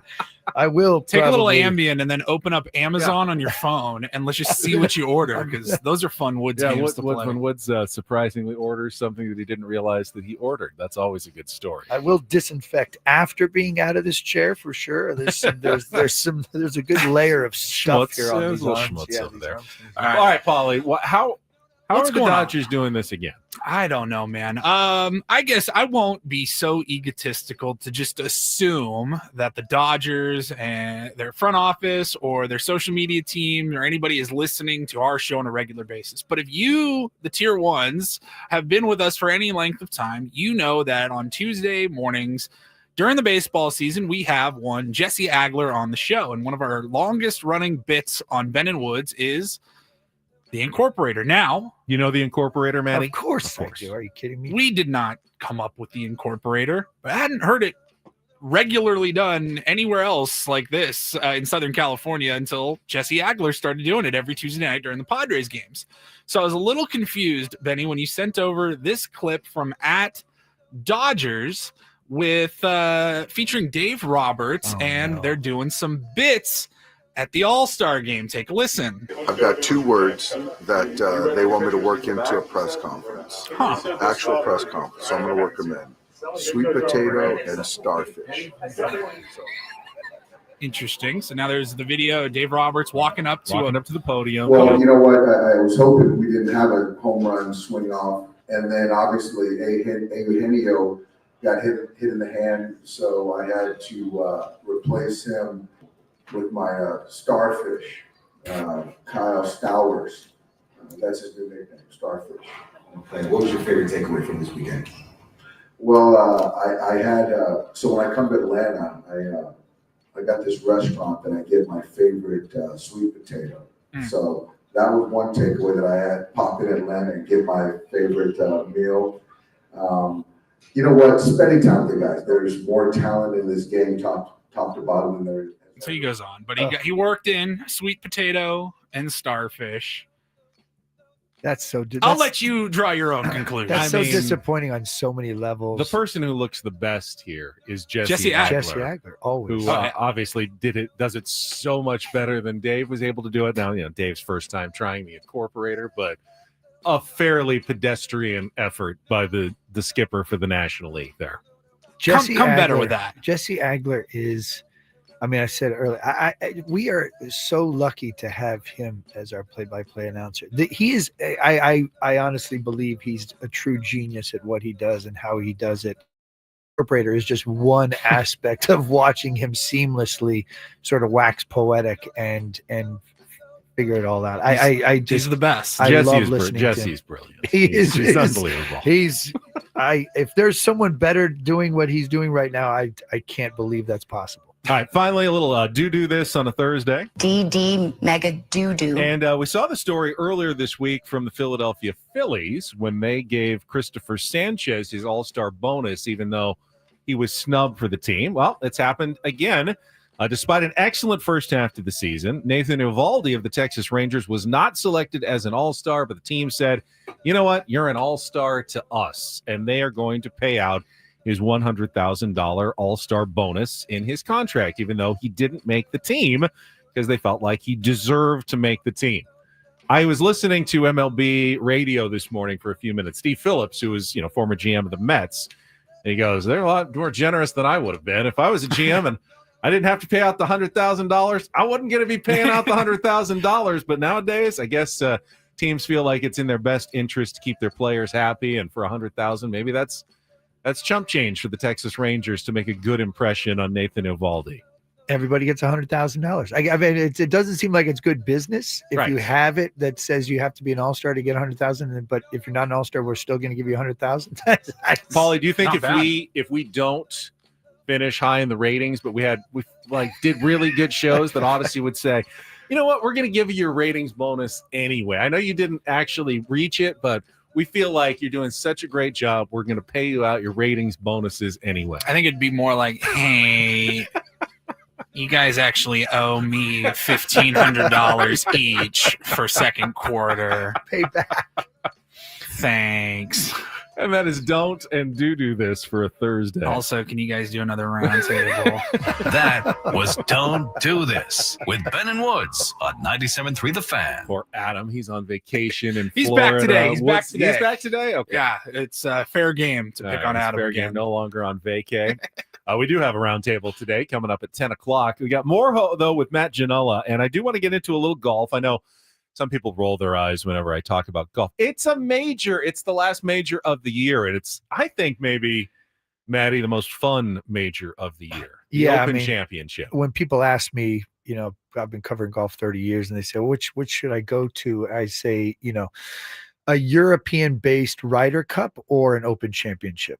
It just sits differently over there. It's so much fun. It's so much more relaxed. The movement of what you get to do and how you get to do it. It just, there's so, like at Augusta, you're on eggshells. You don't want to break any rule. It just doesn't, US Open is just usually hot and crowded and 12 deep. Open Championships, obviously the weather can come and go, but even if the weather comes, you pop into a pub, and it's they call it the crack, especially in Ireland, and it goes. Not CRACK though. CRAIC. CRAIC, the crack. Yeah. All right, we'll get Woodsy's would be good at the Yeah, crack. he would be. Yeah, we'll get an update from Royal Portrush, and I want to hear more. We talked about Scotty Scheffler and his comments pre-tournament about not really finding happiness with his wins, other than a few seconds, and then it's over. And you've gotten to meet a lot of these guys. I'm fascinated by the mindset of these golfers. We'll get to that. More Padres talk on the way as well with Ben Woods on San Diego's #1 sports station, 97.3 The Fan. Gambling problem? Call 1-800-GAMBLER. GEGE 000-466. For a full list of games and rules, play at 7 Mile Casino. Visit 7milecasino.com. 7 Mile Casino is so nice. I will say it twice for the second time this morning. I will implore you, if you have not yet checked it out, if you play cards, if you are watching the World Series from Vegas this week, you got the itch to sit down at a Texas Hold'em table. They just crowned the $10 million champion in Vegas yesterday. Michael Mizrachi won the bracelet and was immediately inducted into the Poker Hall of Fame. Maybe that's your path, but you can start it by sitting down at one of the great tables at 7 Mile Casino right there in Chula Vista. It's so easy to get to. There are other card rooms in San Diego. Most of them are at the Native American casinos that are about 45, 50 minutes out of town. Don't forget, you don't have to just drive there. You have to drive back at the end. That's like 2 hours that you could be sitting and enjoying yourself, enjoy a cocktail, enjoy the nicer weather and the views at 7 Mile Casino right there on the water in Chula Vista on San Diego Bay. So many great reasons to head on down there. If you don't play Texas Hold'em, California-style blackjack, just trying to make 21, very easy game. There's also Pai Gow Poker and Baccarat for all your card playing enjoyment at 7 Mile Casino, plus the great food at Sammy's. It's open 24/7 with 24/7 players menu. Maddie, it's the best Kung Pao chicken I've ever had, bar none, at 7 Mile Casino. I know, it's crazy. You can check it out yourself at 7 Mile Casino, just 7 minutes from downtown.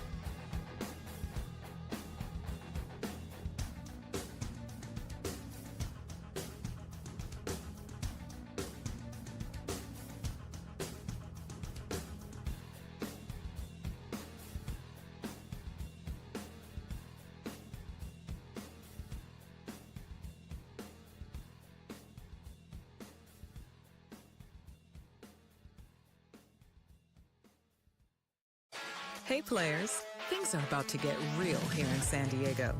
Introducing the all-new Hamul Casino Resort. With a 200-room hotel tower, exciting new eats and drinks, plenty of new places to play, and a luxe spa and salon. Hello, rooftop pool and deck. It's where players can play their hearts out and enjoy all the perks that come with it. It gets real this summer at the all-new Hamul Casino Resort, the players' place.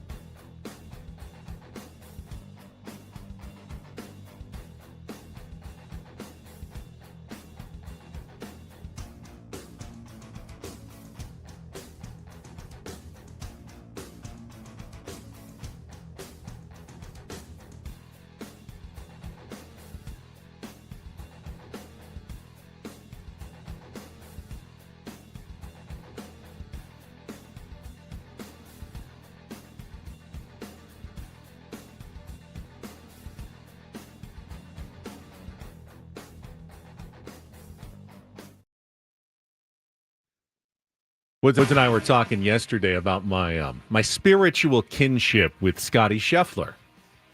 Just two very white bread, boring human beings. Yeah. And we talked about Scotty's stunning arrest last year at the PGA Championship in Kentucky. And something you would have been arrested and for. how he must have felt like how nervous he would have been. Like I can picture him like my life is over. I got arrested. I'm in the back of a cop car heading to the county lockup in Kentucky. I'm supposed to be playing in a tournament. Like my life is probably over right now.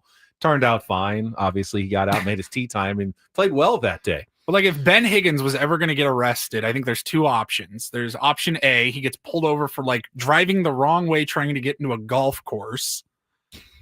Or he's Walter White and he has a drug empire that nobody knows about. Or he's going too slow. I don't know that there's anything in between that Ben Higgins could ever get arrested for. So we had this conversation yesterday, and Woods joked that he wants to see my mugshot. And so Paulie yesterday on a t-shirt. Can I put it up? No. Why? I can't. Well, here's the thing. So Paulie went on. What did you do? Chat GPT. I said make a mugshot of this guy. He created the mugshot of me, and I'm going, you can't post that. Nothing ever gets deleted on the internet, and people won't realize it's a joke. and we'll like look and think, oh, here's Ben's mugshot. Like I was not thinking about like today. Fine, we laugh. It's funny.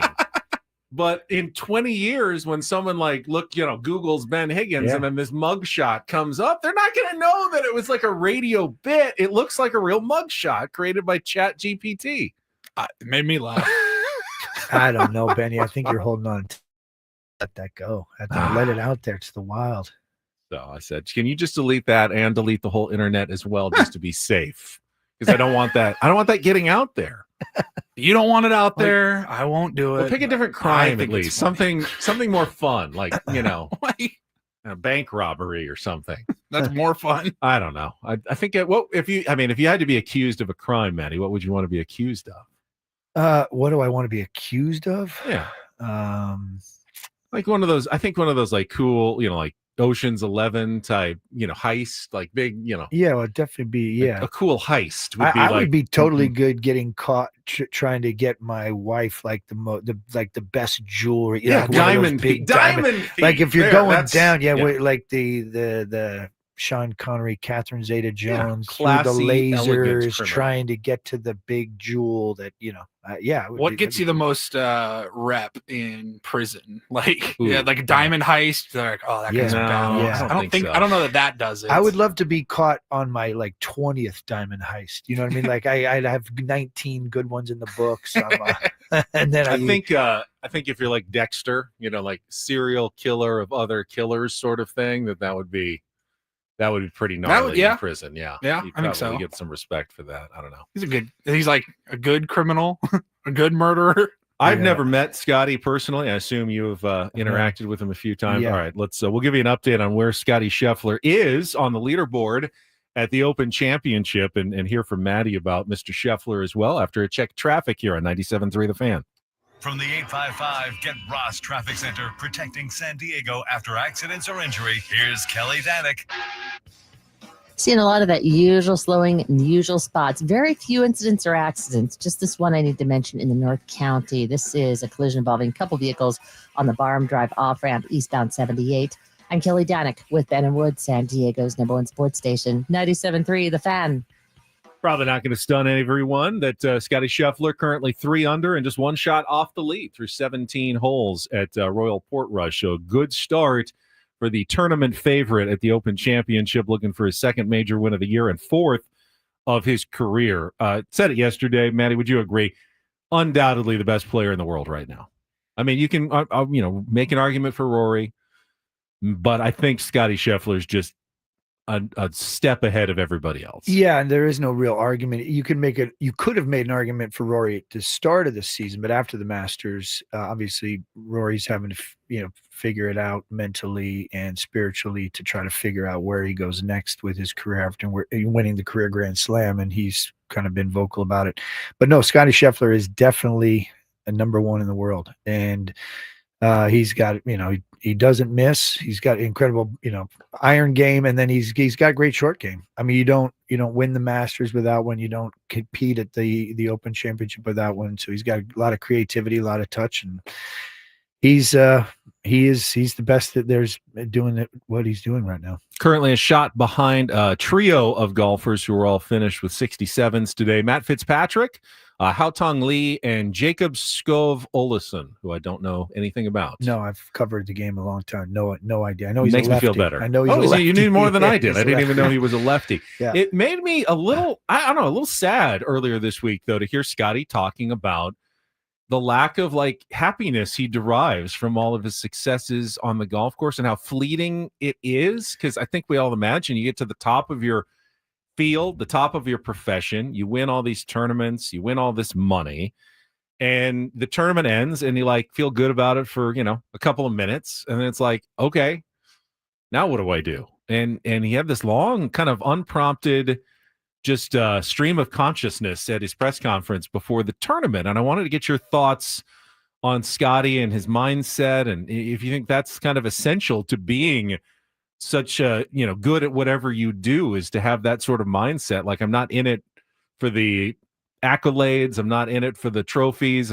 As Andrew said, he didn't even know where his trophies are. Earlier this week, he literally had no idea where his old gold medal is. He thinks his other trophies are at his parents' house, but he's not sure. That's not why some of the best do it, to win these accomplishments.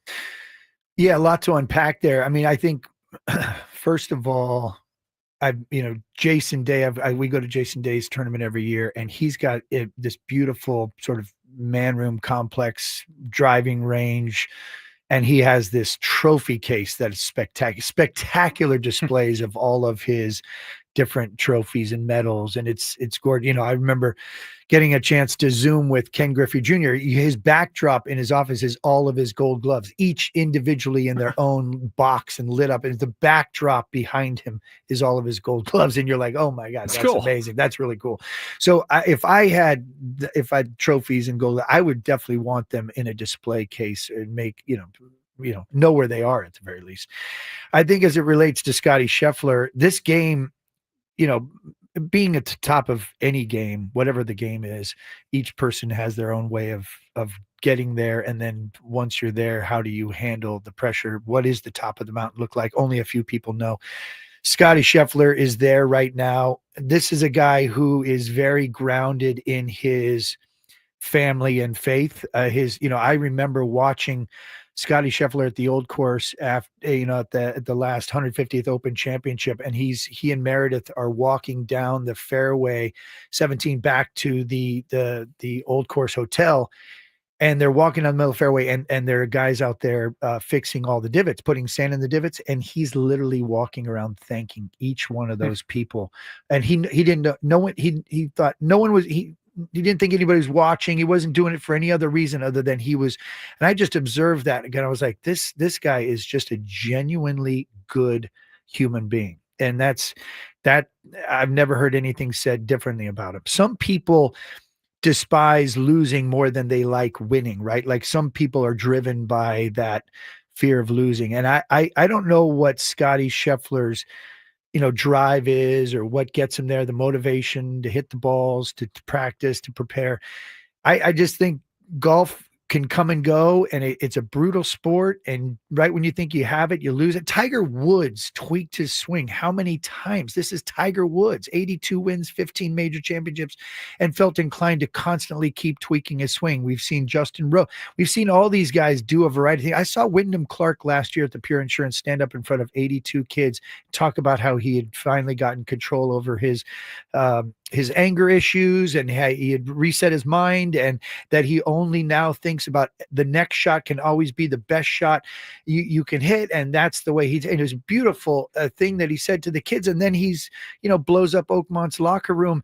And they don't do this yesterday. And he's banned from Oakmont. Like this game can just wreak havoc on your spirit and your mind. And I think whatever he needs to do and say to himself and be in a place to stay balanced and have a balance in life is what he needs to do. I think in many ways, golf and baseball are two of the most similar sports, at least hitting in baseball and playing golf. Obviously, the ball's not moving in golf where it is in baseball, but the simple fact that you can be so good as a hitter and then go into a month-long slump. We've seen it with, Tatis earlier. We've seen it with Arise, Jackson Merrill. How can you be so good at something for so long and then so bad at it for another extended period of time? And golf is like that.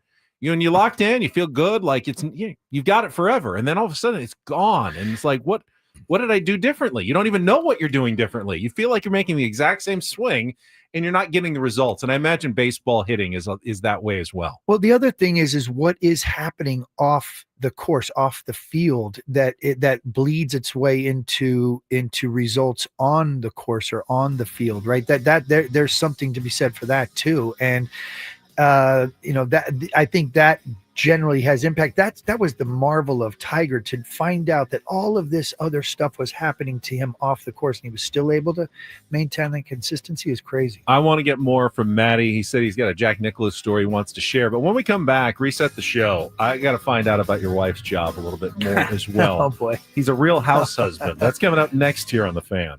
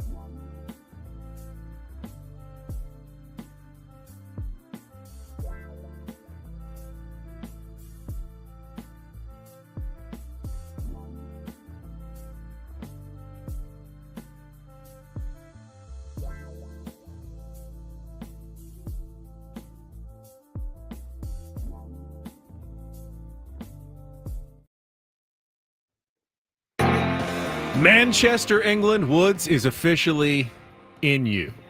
Welcome back. Hour number 3, halfway home here on a Thursday. It is Ben and Woods.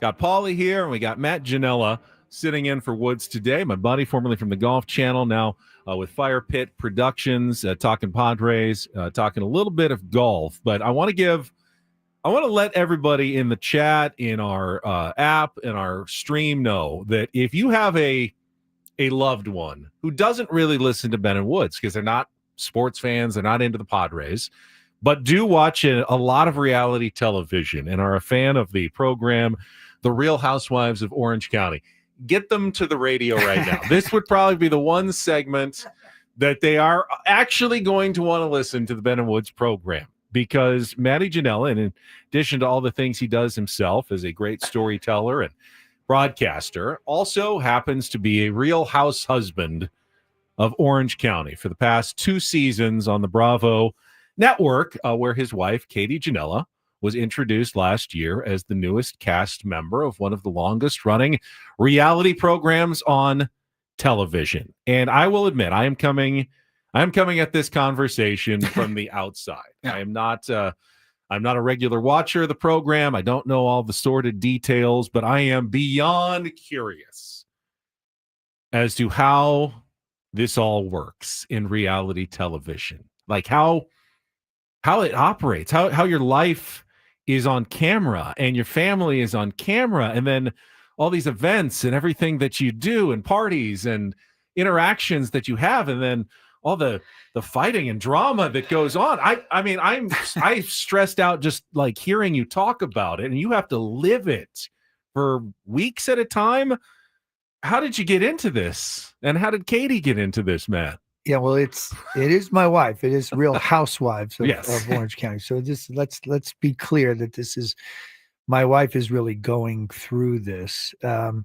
It came about because we became friendly with Byron Scott. I did a travel show to Danzante Bay in Mexico, and we co-hosted this event, Byron Scott and I did. Not the former Laker. Yeah. The former Laker, Byron Scott. Yeah. Okay. And avid was golfer. his wife on the show too? So they were on Basketball Wives. Right. I think they did Basketball Wives. And so we got to friendly with Byron and his wife, Cece. And at some point, she was asked by producers who might be interested in doing Real Housewives of Orange County. Well, Katie got a call. My wife, Katie, got a call as we were moving into San Diego. This is about 4.5 years ago.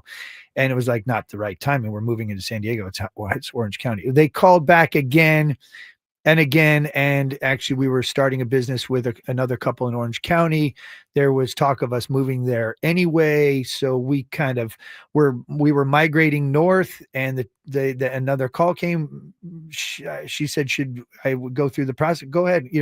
If that's what she wanted to do. She had done some modeling. She's done some TV. She's done, some broadcasting. So she thought, try it out. And sure enough, she got cast for it. And, we thought we knew what we were getting ourselves into, but until you're in it, you have no idea just how crazy this has become. Like this show and this world in particular, I'm guessing you guys probably got a lot of advice, maybe from former cast members or people that were in the know, and probably some warnings and just kind of what to expect, how to react and everything. Yeah. It was all of that, and then like times 10, right? Multiplied by 100, to be honest with you. And you were telling us like you were in Ireland with Katie recently, and like people were like chasing you down on bikes to get pictures with her. Yeah, no, I mean she's only been on one season, and she's being stopped everywhere we go now. I've been around a lot of celebrities, and and I have never the fan base for Bravo and these reality shows is pretty intense. So I don't, we don't want to get you in trouble because like episode 2 of the current season airs tonight, right? Is that what you said? Yeah. Episode 2? Yeah. So, and it's tough because like you can Google things and like, cause you guys, when did you film? You film earlier in the year. It's like February, March, April, May, I think 4 months of filming. So and things get leaked out. And how much how intrusive are the cameras in your life? I mean, how much time are you actually spending filming while you are, during the season that's ongoing? Yeah, you get she gets a schedule, at the start of every week. I mean, it's obviously very intrusive for her, and she gets put in a lot of situations, a pairing, a lunch, a dinner, an all cast, a trip. When it comes to coming back home, there will be probably a scene or two per week at home where she downloads either myself or our daughter or the both of us together. So and then they do a variety of bank shots where they get, cutaways of the house or some of the things that, that we do as a family. You feel like you have to keep the house kind of extra clean? My wife here's the thing about my wife. She is a real housewife of Orange County. My wife keeps an impeccably clean house. How I travel, I'm gone all the time. I come home, my luggage hits the front door. She has unpacked it, washed it, folded it. It's back in the closet before I can even go. It trips me out sometimes. It's already back folded clean in the closet. That you could eat off the floors in our house. Like, it is meticulous. So when they say, oh, the cameras are coming, and she goes, oh, we have to clean up, I'm like, more? I mean, clean up what? She's she's a ninja. So it's no secret that Katie is involved in quite a bit of drama with the cast. A lot of arrows being slung, really at her, in her direction. What is going on? What is this like for you to have to sit there and watch all of this? Because look, we met your wife once at the Goat Hill last year. She is a gem. She is so sweet. She's the nicest person. It's hard to even picture her in these situations. It's some of the most catty 7th grade bullying drama, and it's real. This is not scripted. These are not actors just reading lines and it's like, hey, Katie, you're gonna have to wear it in this episode. Like, this is real, authentic beef. Well, my wife is very real and very authentic. I can speak about my wife's authenticity, which when we went into this, it was, we've both been in around TV. The general agreement as a family was we are going to stay true to who we are. She was going to stay true to who she is and let the chips fall where they may.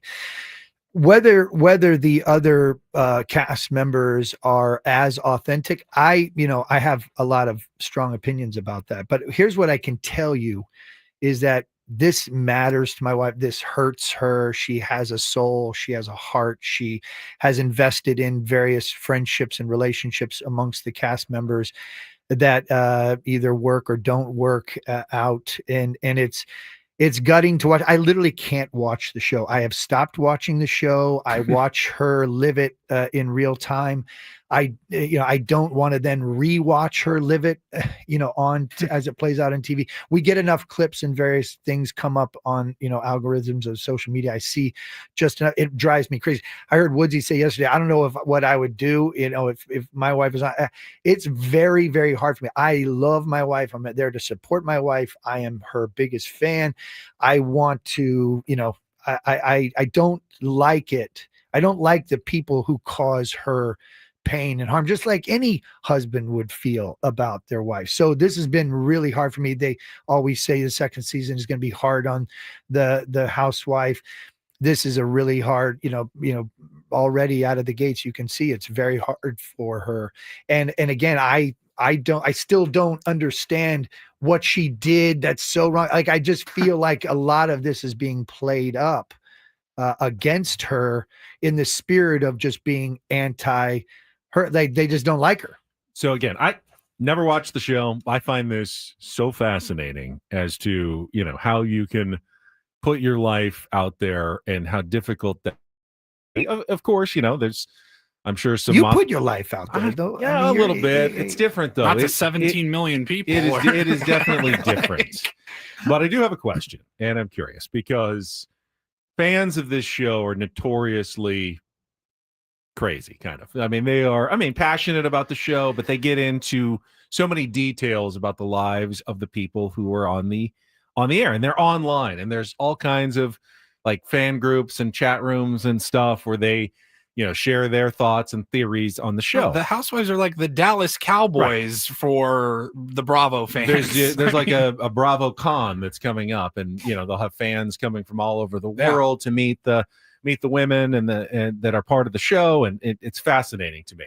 But my very Ben question here is, so I'd imagine that all those fans, as they are commenting on all the women, also have thoughts on the husbands as well. Do you ever go online to see what the Bravo fans are saying about you, even with your limited appearances that you make as the +1 on the show occasionally? I'm sure there is stuff I'm used to, I've been in media for a long time. There's always been a lot of various people, there's a lot of love and hate that always comes no matter what you say or no matter what you do.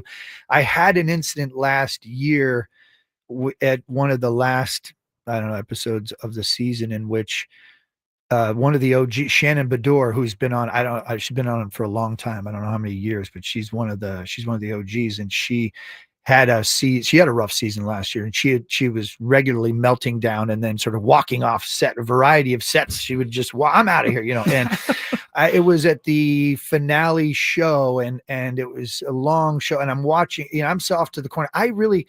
I'm not connecting with a lot of the people on the show, to be honest with you. We're not talking a lot of baseball or golf on this show. Like, it just doesn't, it's not really my world. So right.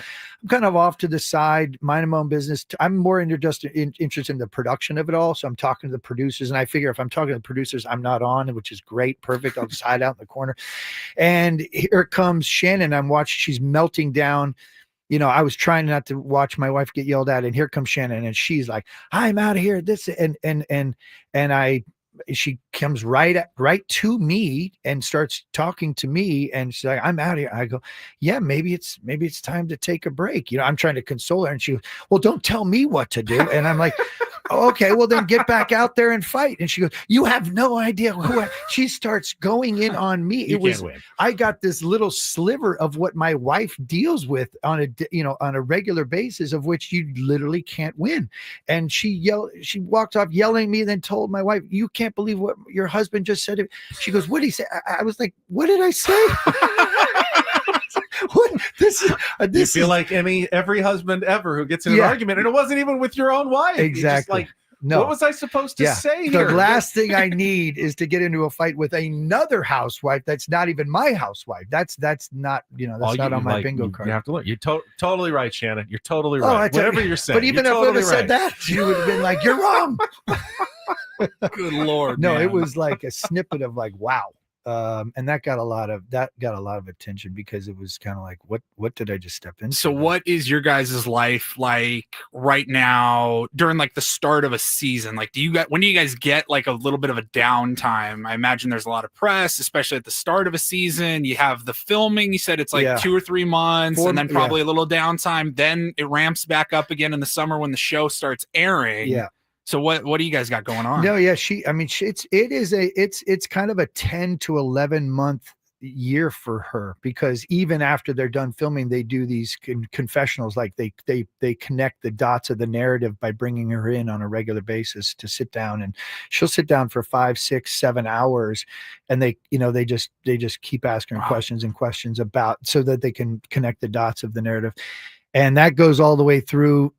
And then they have a reunion that's kind of like a live reunion. She'll do Watch What Happens Live. We'll go to New York at the end of this month and be on with Andy Cohen. Yeah. So she'll do that. And then, it goes all the way through, I think, to BravoCon. I think that might be in November, in which I think she's going to that. So, yeah. Well, we're all pulling for Katie and for you guys, and we need all the help and support we can get. So, it is. I will admit, I'm fairly naive. I've gotten some help from the wife on everything that's going on, and it does seem like not that maybe it matters all that much, but the people that are watching all of this drama and these fights going on, I haven't seen a lot of people that are not on Katie's side. Like everyone, it does feel like Katie is clearly a victim. Bully behavior is something that you would think might happen, at an elementary or high school, junior high school level. And the idea that, and one of the reasons why she ultimately did this is my wife is an adoptee from Korea. She's the first Asian on Real Housewives of Orange County in 19 seasons. This is the third largest Asian population in the United States is Orange County. She felt like she, as an adoptee, as an Asian, as the first, she thought that was a huge opportunity and a platform that she could and be proud of representing, a lot of different categories. Sure. And that was kind of the thrust, and I'm really proud of her and how she's handling this. A lot of people said, why would you even come back?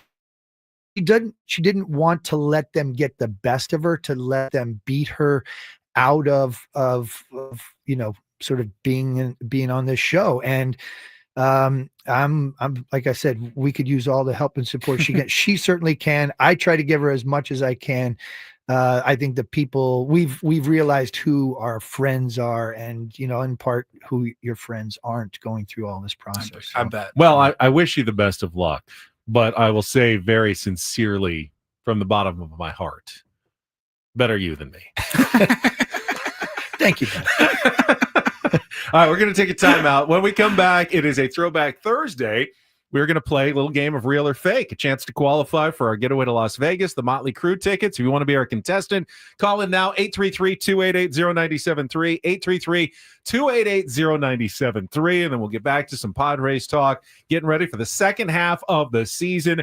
Don't go anywhere. Ben and Woods continuing on San Diego's #1 sports station, 97.3 The Fan. Before we get to traffic, though, Woods is usually here to join me, but we would both implore you, if you have not yet taken care of your estate by filling out some very simple documents. You can do so by going to trustandwill.com. It is a very easy process. Woods and I both did it earlier this year over the holidays. We had avoided it for many years thinking, we'll get to it later. Well, you know what? If you keep saying that, at some point you may leave your family in a world of hurt because you didn't spell out what you want to happen with your possessions, with your estate when you're gone. And you can do that with some simple online questions at trustandwill.com. It's a really affordable process. And when you use the code FAN at checkout, you're going to get an additional 20% off and free shipping of your estate documents. A trust will help keep your family out of probate court. If you don't put one down, the state will decide. The state will charge a lot of money to go through probate court and tie up your assets for months and months and months. All very preventable simply by setting up your trust right now at trustandwill.com. And make sure to take advantage by using that code FAN at checkout, FAN, get 20% off. And again, free shipping of your estate documents at trustandwill.com. That's trustandwill.com.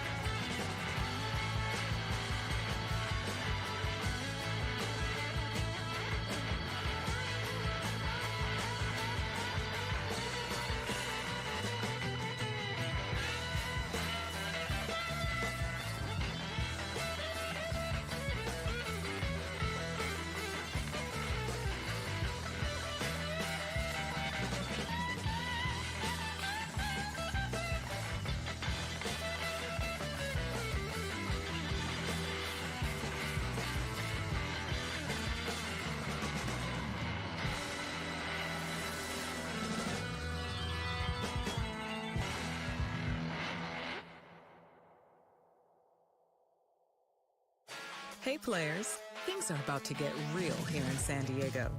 Introducing the all-new Jamul Casino Resort. With a 200-room hotel tower, exciting new eats and drinks, plenty of new places to play, and a luxe spa and salon. Hello, rooftop pool and deck. It's where players can play their hearts out and enjoy all the perks that come with it. It gets real this summer at the all-new Jamul Casino Resort, the players' place.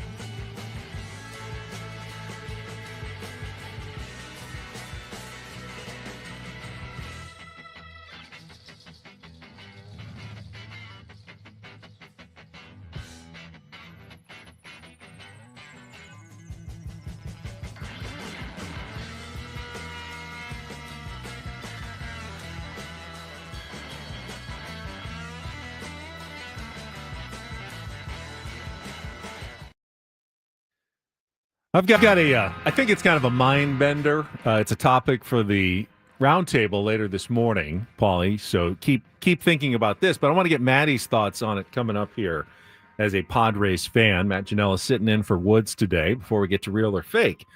And here is one of the questions. If you could bring back one of the 4 key players that the Padres let get away in free agency, and by key players, guys who had at least a 1 WAR for them last season. Those were Jurickson Profar, Ha-Seong Kim, Kyle Higashioka, and Donovan Solano were the 4 players last year that contributed at least 1 WAR to the team, but they let go in free agency and are all currently back and playing now for their new teams. Jurickson in Atlanta, Ha-Seong Kim in Tampa, Kyle Higashioka in Texas, and Donovan Solano with the Mariners. You just bring back one of those guys right now. Which one would you bring back? Higgy Pop, baby. Yeah, I knew. I thought you might say that. I loved his presence. I loved his demeanor. I loved, he had a bat. I mean, I've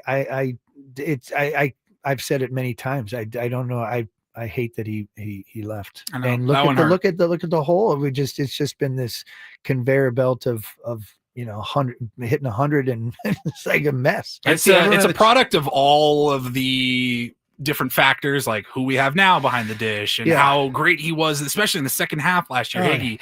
And you're like, we talk about Higgy and how we're missing him like he's Yadier Molina. I mean, I loved Ha-Seong Kim. My son's favorite player is Ha-Seong Kim. He had great energy, but he couldn't hit. And honestly, with Ha-Seong Kim, that is not true. Well, I think he's the type of player I wanted that him hit better. He was the type of player that is here for 4 years, and all of a sudden, like you're like, oh, here comes the 7-year contract extension. It's not always a bad thing to let somebody play out their contract and shake their hand and say thanks for your time. I don't know that we can have you back next year. Yeah. So I'm gonna hold on to the thought because I want to explain a couple of the things that I thought about, because Kyle Higashioka, I think, is definitely. I think the answer that we're seeing, everyone in the chat's going Higashioka, but I want to bring up a couple of points, and we'll get to that coming up here at the bottom of the hour. First, though, it is time to play our game. It is Thursday, so let's get to it. Let's get to some real or fake. Some are here for the compelling sports talk with Ben and Woods. Yeah, you can go plow through another donut. It's time for Real or Fake on 97.3 The Fan. Tell the people what they'll win today. Real or Fake, brought to you by Bay Alarms, security and fire alarms for every business. We got you, and we got, what is this, David? Yeah. David, good morning. How are you? Hi, good morning, guys. Good morning. Say hello to Matty Ginella, because he might be able to help you out today on Real or Fake as well as he sits in for Woods. Got on you, Matty. Let's go. We got this. You guys got it. Let's do it. All right, so here's how our game works, David and Matt. We've got a category today, and if you can get 4 out of the 7 right, David will qualify for our grand prize drawing at the end of the month. It is a 2-night stay at the Park MGM Las Vegas and 2 tickets to Motley Crue on September 19th. A $100 gas card as well. Catch Motley Crue's Las Vegas residency at Dolby Live at Park MGM September 12th through October 3rd. Tickets available now at Ticketmaster.com. And David's got to phone a friend that he can use with you to help him on one of the questions. So in honor of Matty Janella, David, today's category on Real or Fake is the Real Housewives franchise. For today's game, I will give you the name of a television program. You tell me if it was a real spinoff of the series Real Housewives, of any of them, or it's a fake that I have made up to fool you. Kind of a guessing game. How well do you know some of the spinoffs, Matt? Not that well? All right, David, you watch Real Housewives at all, or is this a pure guessing game for you? I can't say this is my strongest category, but well, you know what? You only need 4 out of the 7 right. If the coin flips your way, maybe people in the chat can help you out as well. All right, here we go. Round number 1. The Candy Factory. The Candy Factory. Real or fake spinoff of the Housewives? I'm going to say real. You're going to say real, and it is real. Megan's dying. She would be going 7 for 7 in this category. All right, that's we'd be one. going to Vegas for sure. 1 out of 1. Here's round number 2. The Bardsley Bunch. Real or fake? The Bardsley Bunch. The Bardsley Bunch? I'm going to say fake. You going to say fake? Oh, David, you're hot. That's 2 for 2. All you need don't is have 2 to lie more. to us. You're a Bravo fan. All right, let's go with round number 3. Huge fan.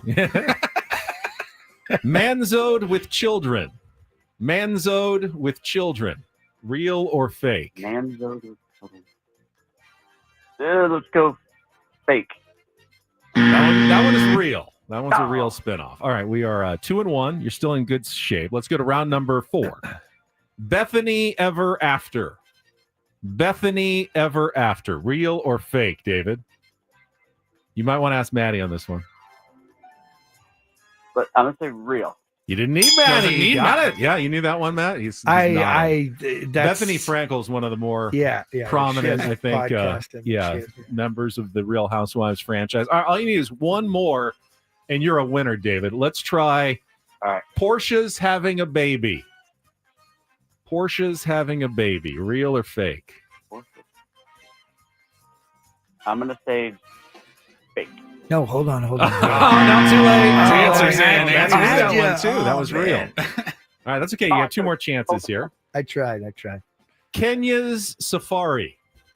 Kenya's Safari. Real or fake? I'm going to go real.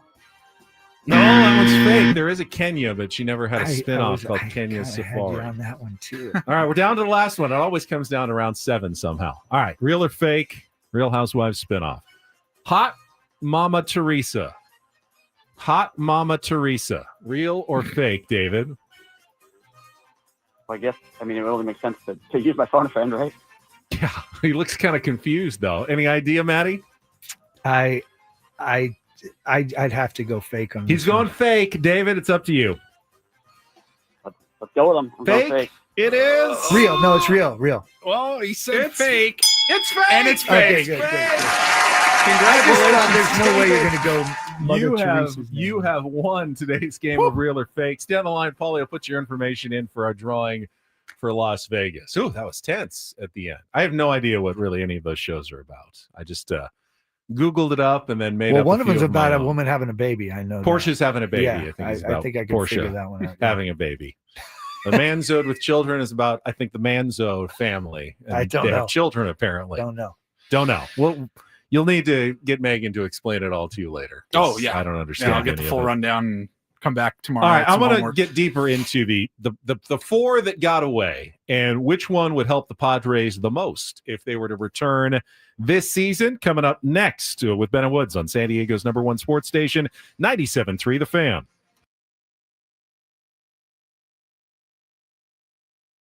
See that.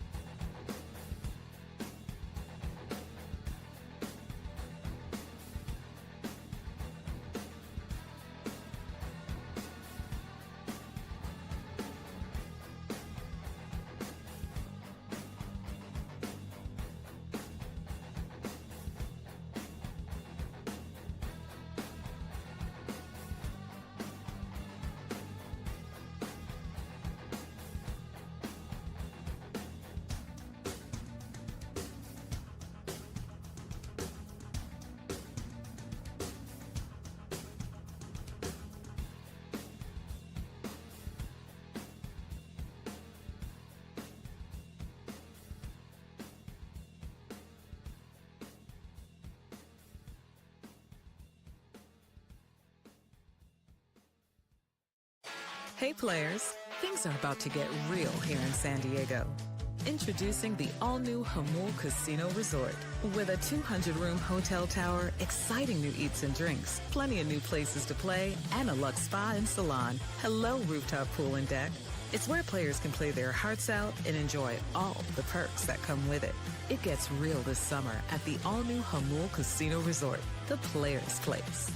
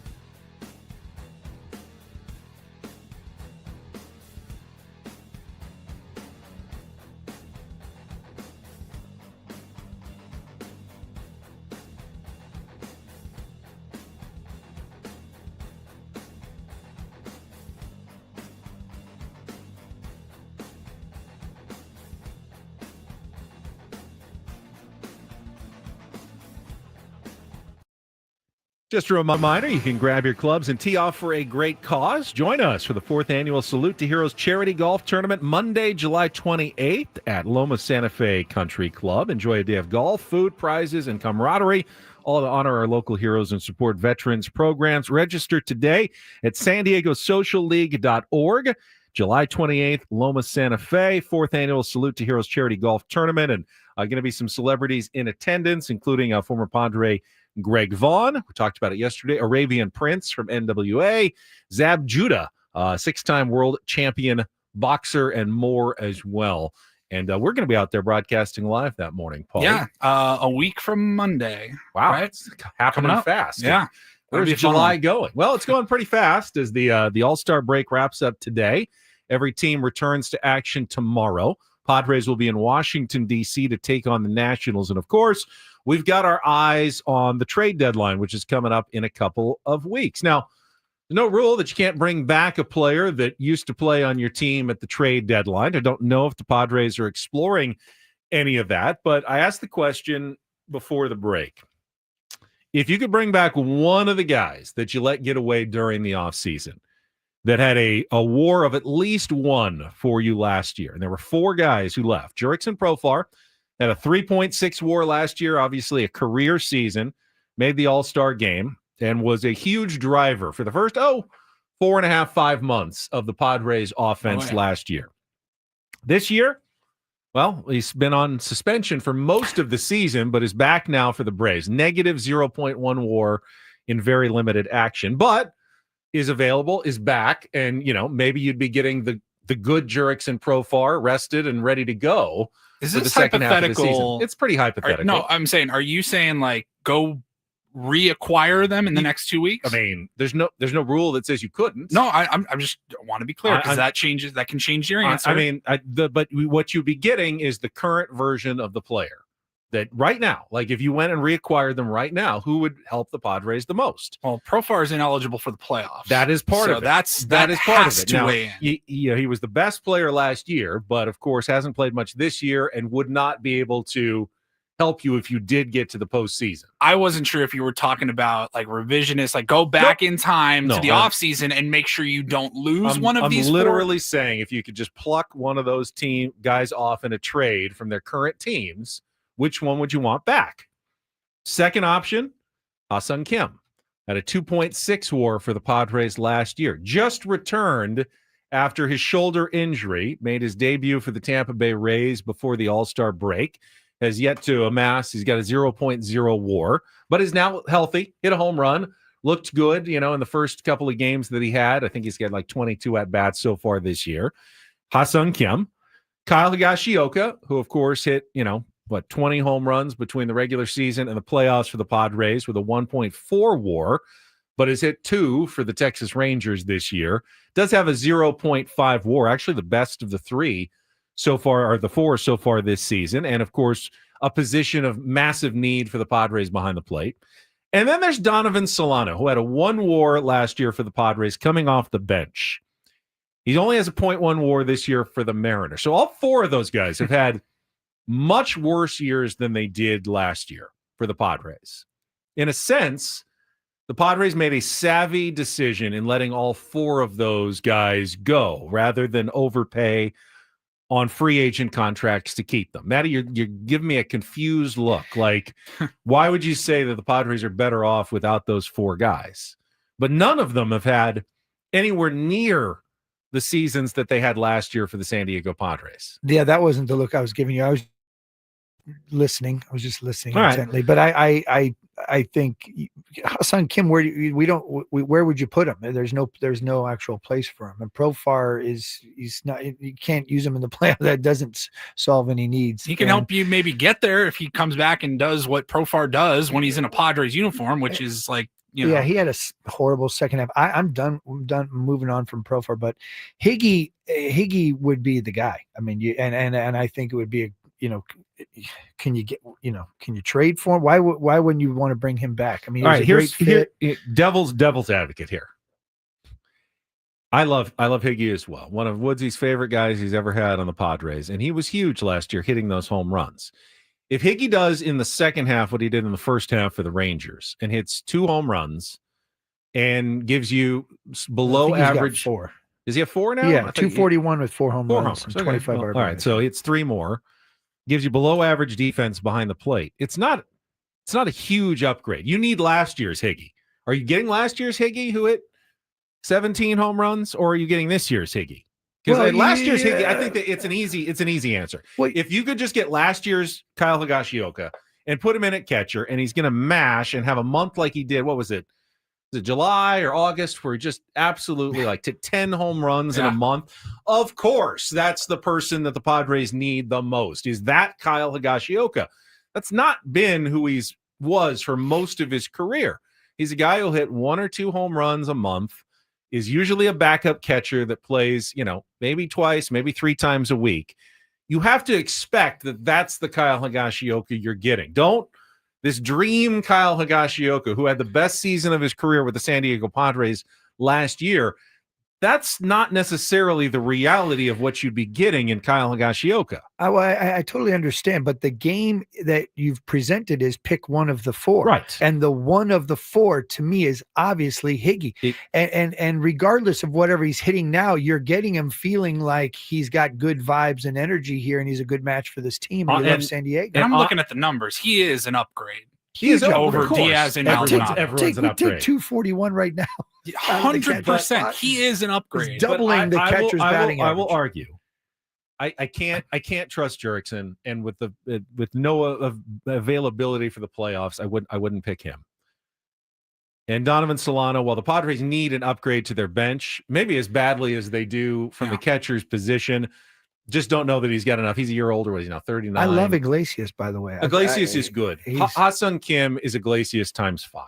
And if there was one guy I could have back, now healthy, through his shoulder injury, the versatility, the defense, you could put him anywhere. You could DH him, or you could give Manny and Jake and Arise and Ted. You could give so many guys DH days and put and Ha-Seong Kim's an upgrade in the field wherever he plays.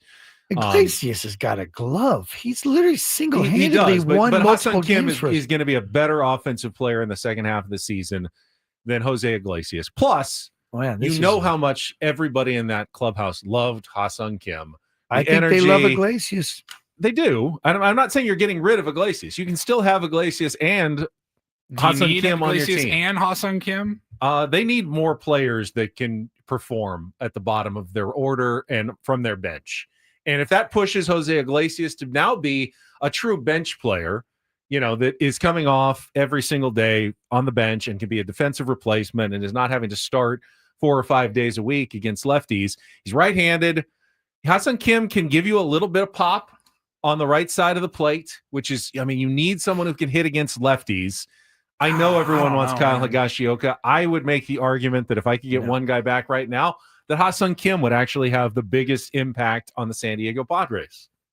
I disagree. Yeah, I think I'd push back on that. I think keep Iglesias and get Higgy, and then go look for a real left field. Okay, let me put it this way. I think Higgy's more obtainable. Everyone disagrees with me. I'm not price tag. I'm not talking about the price tag at the moment. I'm just talking about if you were a GM of the Minnesota Twins right now, and you said, all right, you get one of these 2 players. Just who's the better player, Ha-Seong Kim or Kyle Higashioka? The answer is Ha-Seong Kim every single time. Why wouldn't you acquire the best player available rather than simply trying to upgrade your worst position with a slightly better player behind the plate? Ha-Seong Kim is a much better overall all-around player, probably than all 3 of those other guys, by quite a bit. I mean, there's a reason that the Tampa Bay Rays, who spend no money on anybody, went out and gave him, what did he get in the offseason? What was his contract? I mean, knowing that he was not even going to be available for the first half of the season, they still went out and gave him 2 years, 29 million, so $15 million a year, $14.5 million a year. He hit 233 last year. I said it earlier. Like, it's not a bad thing He when hit a guy 233. you sign a guy to a 4-year contract and you get through year 3 and everyone's like, oh, is it extension time? Is it extension time? Especially with the way the Padres hand out extensions. It's sometimes not the worst thing to just let a guy play out his contract, hit free agency, thank him for his contributions, and move on. And I think that's exactly what I was hoping would happen with Ha-Seong Kim. It's not a slight at Ha-Seong Kim at all. I agree.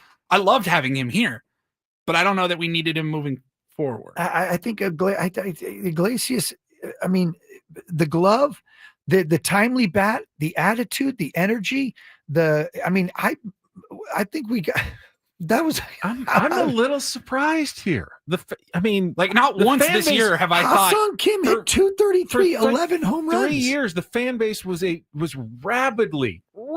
I loved him. He had a down year. Yes, he had a down year last year. From the 855. He hit 202, 251, 260. I do owe you a traffic report right here. Give me 10 seconds. Give you a second to but I will remind everybody that yes, he had a down year last year. The previous 2 years, he was a 5-WAR player. A 5-WAR player. If you get 2.5 WAR in the second half, which is possible from Ha-Seong Kim, that would be an incredible addition, no matter where you played him. I just not once this year with all the ups and downs. You can't say a roller coaster on this show. I understand that, but the ups and downs of the season, especially offensively, I haven't once said to myself, even like, God, I wish we had Ha-Seong Kim back this year. I just haven't said it. I haven't felt like that's what double this team digits is in home missing. runs the last 3 years. We need a left fielder and we need a catcher. He doesn't provide either of those things. Correct. We don't need another middle infielder who hits 230. All right, we'll check traffic. Bad take. Getting bullied. Getting bullied like I'm on Real Housewives here. We'll be back after check traffic here on 97.3 The Fan.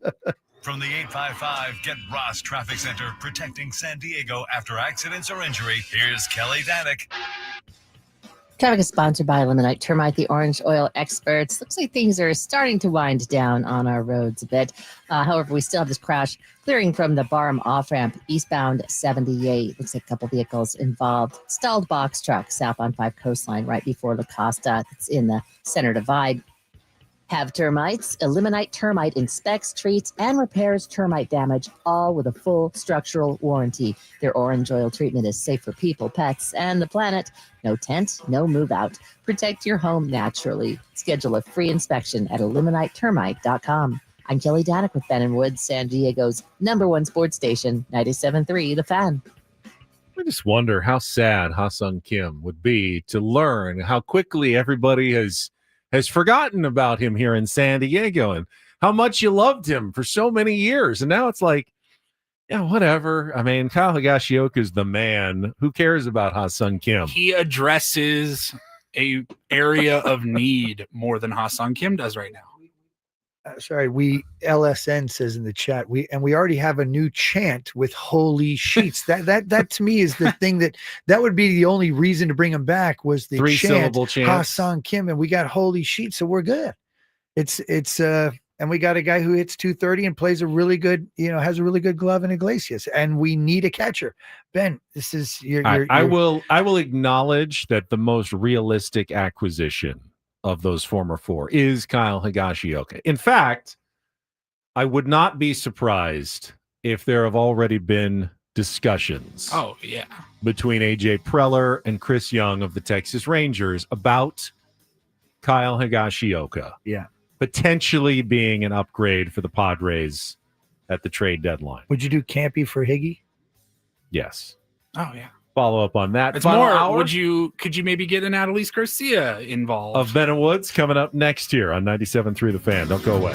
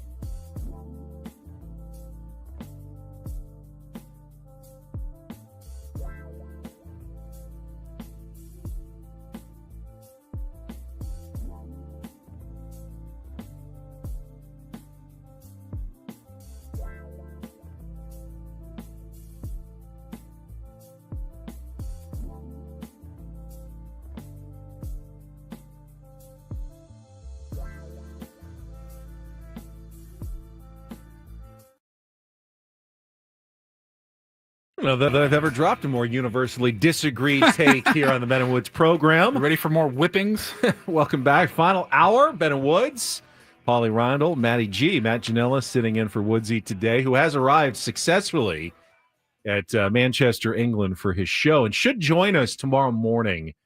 Probably the first half hour or so of the show is going to call in from Manchester, where it'll be a nice and comfortable 2 o'clock in the afternoon when we get started at 6 a.m. here. Morning radio at 2 in the afternoon. Which is really nice. Yeah, my take that everybody disagreed with that Hassan Kim would be the most valuable of the previous Padres if you could just pick one of them to rejoin the team for the second half of the season. Everybody else is on the Higgy train. Bring back Kyle Higashioka. And I will say it is much more realistic contract-wise and what it would cost in terms of a trade to bring back Kyle Higashioka versus any of those players. Now, I still think you're overpaying for Kyle Higashioka if you're bringing him back. Higgy's contract that he signed, and the Padres did try to sign him in the offseason. AJ Preller said they made what they thought was a competitive offer for Kyle Higashioka, but he got a better deal with the Texas Rangers, and I don't blame him for taking it. Right. You've got a limited career. He's near the end of his career. I know, he felt like a new guy for us, but Kyle Higashioka is already 35 years old. So whatever, brass rings he can grab at this point, he needs to take what he can, and he took it from the Texas Rangers. Now, they bring him back. They'd be locked into whatever the rest of that is, but considering how poorly the production has gone from the catching position, I think you'd accept that right now if you're the Padres. If you could get anything like what Kyle Higashioka did last season, that would be good. That would be a big, big bonus for the Padres down the stretch.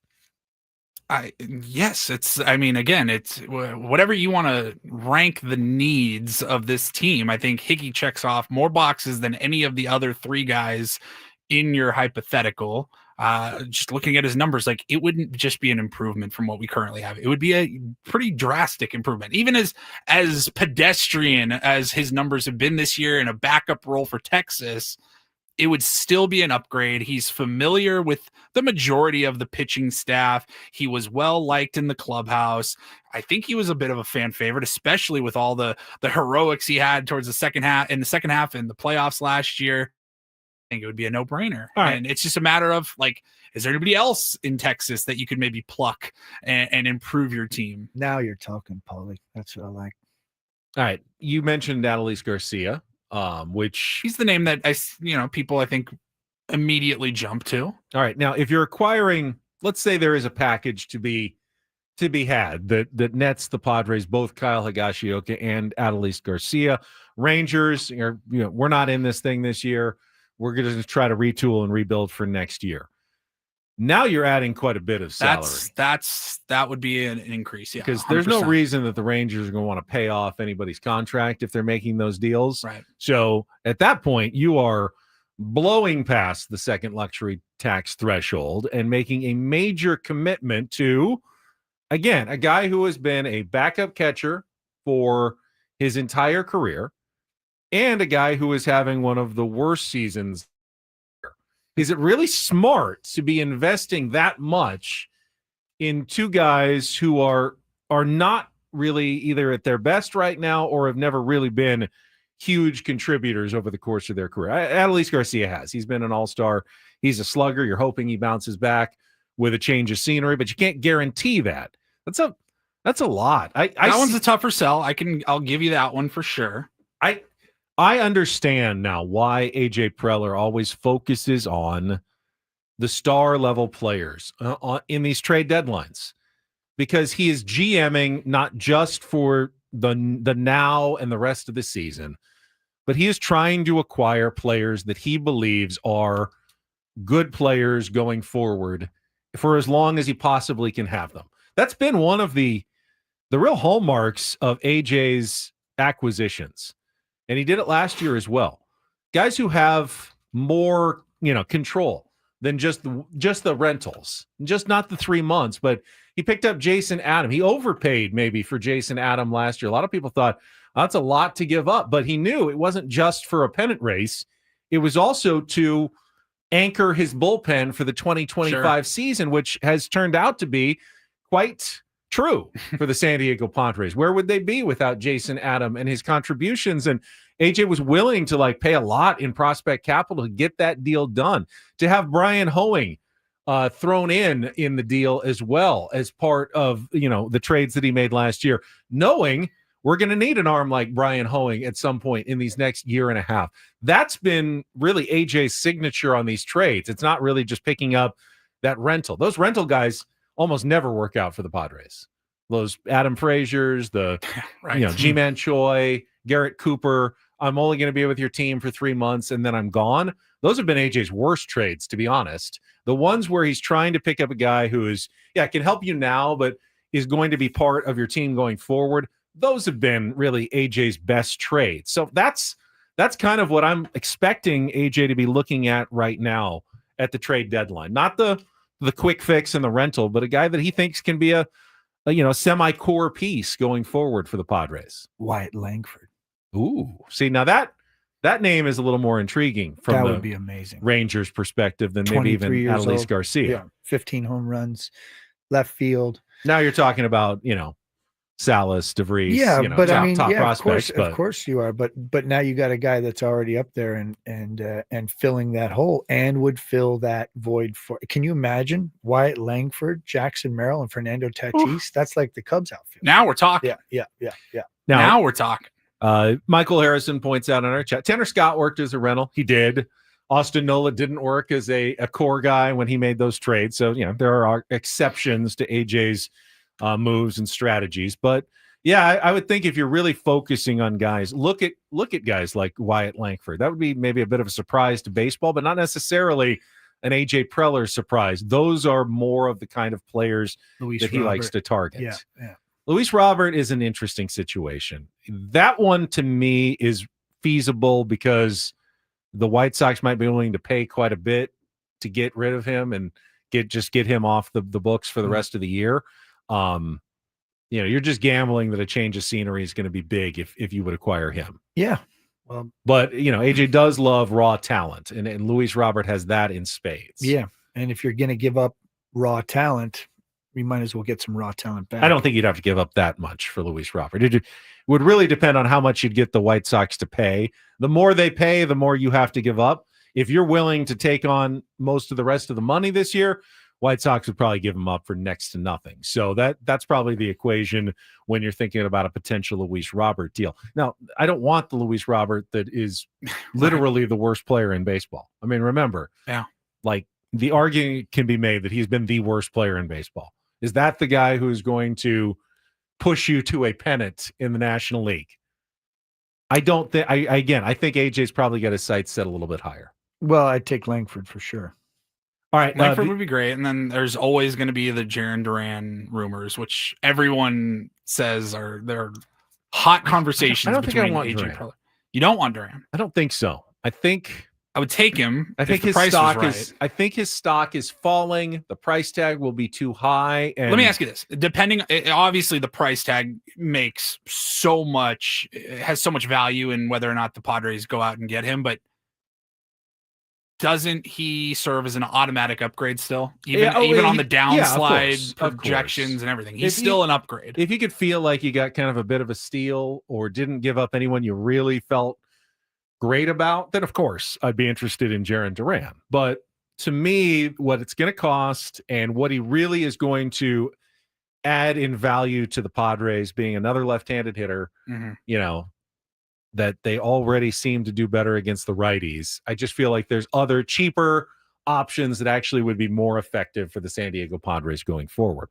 All right, other question, and this one is less of a hypothetical and more of a here and now for both of you.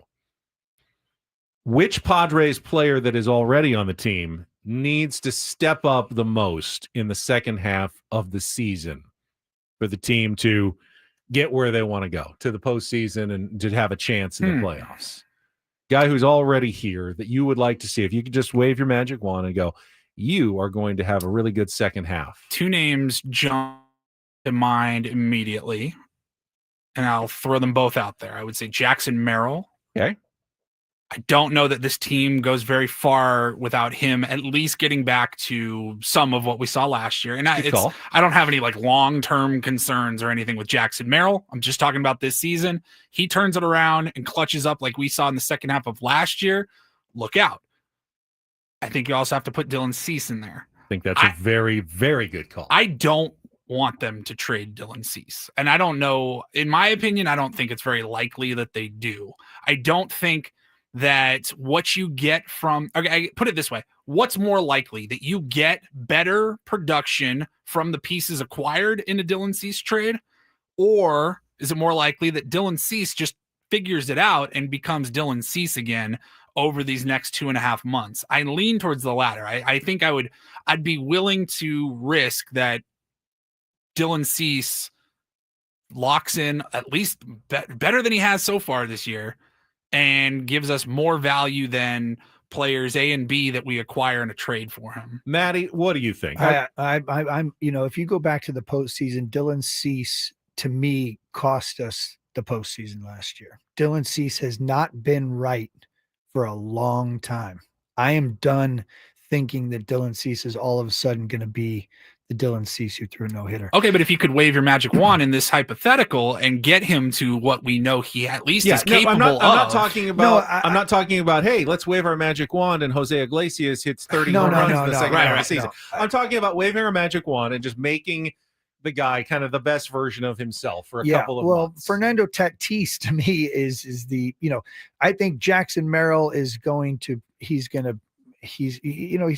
this learning curve that he's on, and I think he's over trying to help the team now, swinging at more pitches. He's going to, and again, we saw that little glimpse of a breakout of the slump, and unfortunately, then we go into the All-Star break. But for me, if Tatis has a second half like Manny had as a first half, and Manny can have a second half like he had for the first half, and Gavin Sheets continues to be Gavin Sheets, and we know Luis Ariz is going to kind of get back near 300, and Jackson Merrill will be sort of up and down, and Bogey's going to hit 260, and Crony's going to hit 250, and we get a couple pieces. This, if Tatis is Tatis, this team moves. I think you hit on the three that to me are absolutely one of the three is the right answer. Like Ariz, I'd love him to hit 380 in the second half. I don't think it makes as huge of a difference.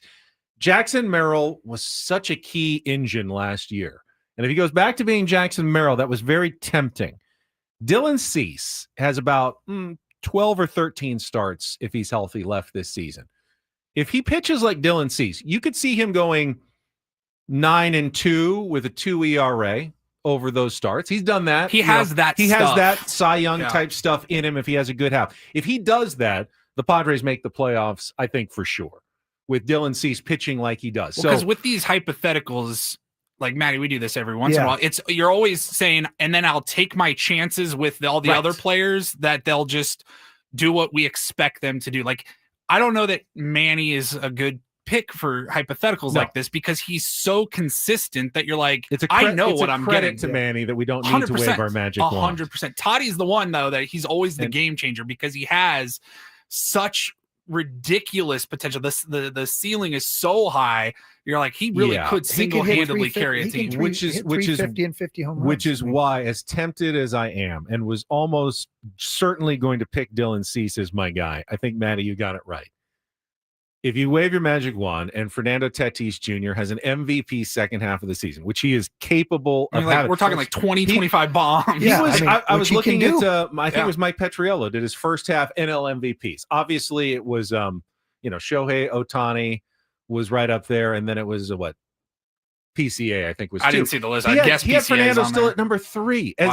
As mediocre, as bad as Fernando was for like 2 months, he was still like the number 3 candidate for MVP. That's weird. If Fernando plays like the MVP that he can be, I just think the Padres are almost unstoppable when he does. When he is like that, they have enough around him that if you have a Fernando MVP in your lineup, you don't need a lot else. You really don't. It hides so many of your other weaknesses to have Fernando going up there and just mashing and hitting for average and stealing bases and hitting home runs and playing platinum glove level defense.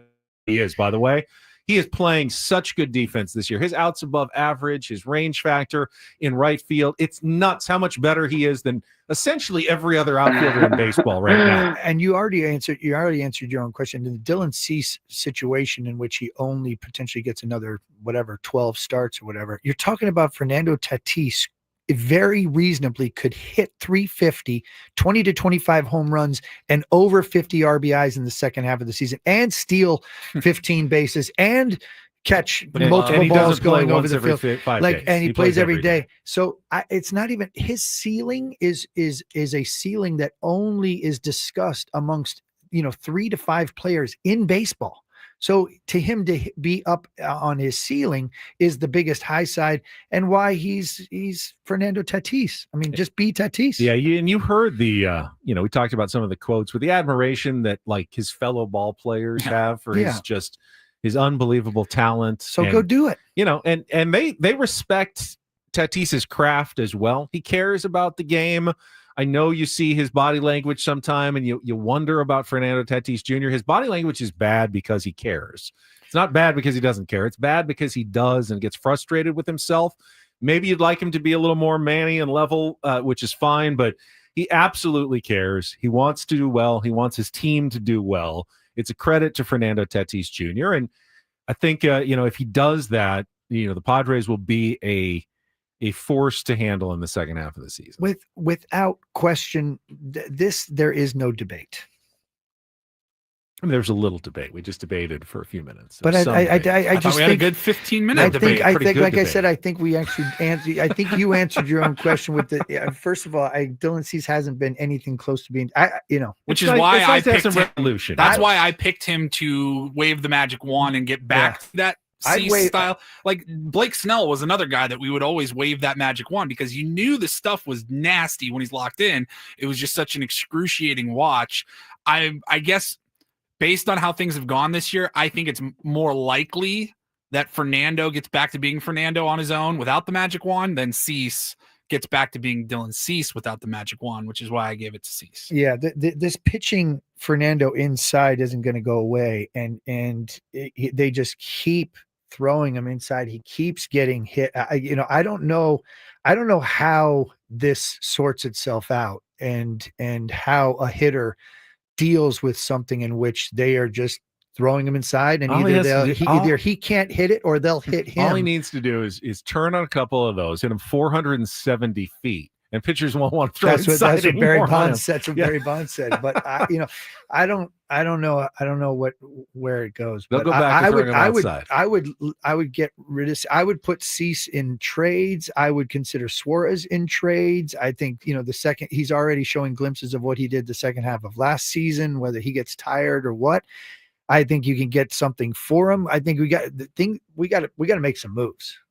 All right, we will take a quick timeout. We still have Paulie's Roundel Report coming up. Plus, giveaways. Rick Springfield tickets to his show coming up to Front Wave Arena. We'll do that in our next segment as well.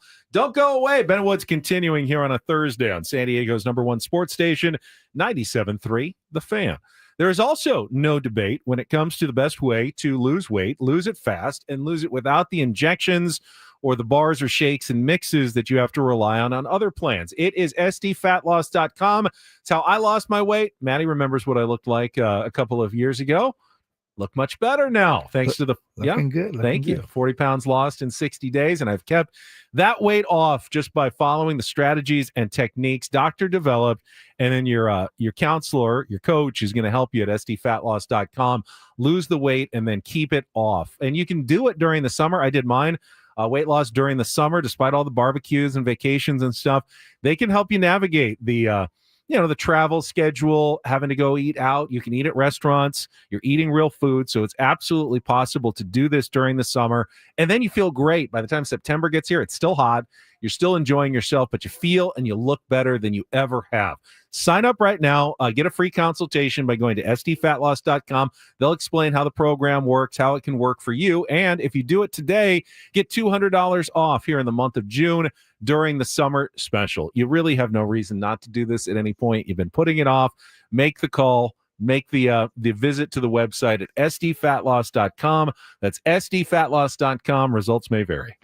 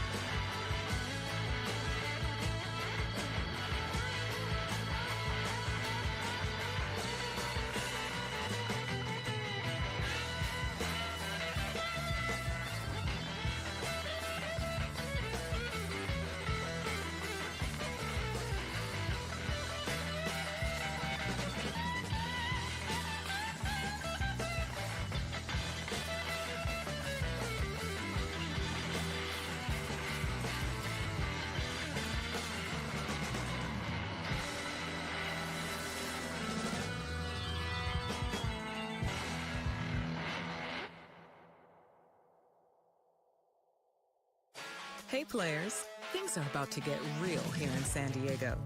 Introducing the all-new Hamul Casino Resort. With a 200-room hotel tower, exciting new eats and drinks, plenty of new places to play, and a luxe spa and salon. Hello, rooftop pool and deck. It's where players can play their hearts out and enjoy all the perks that come with it. It gets real this summer at the all-new Hamul Casino Resort, the players' place.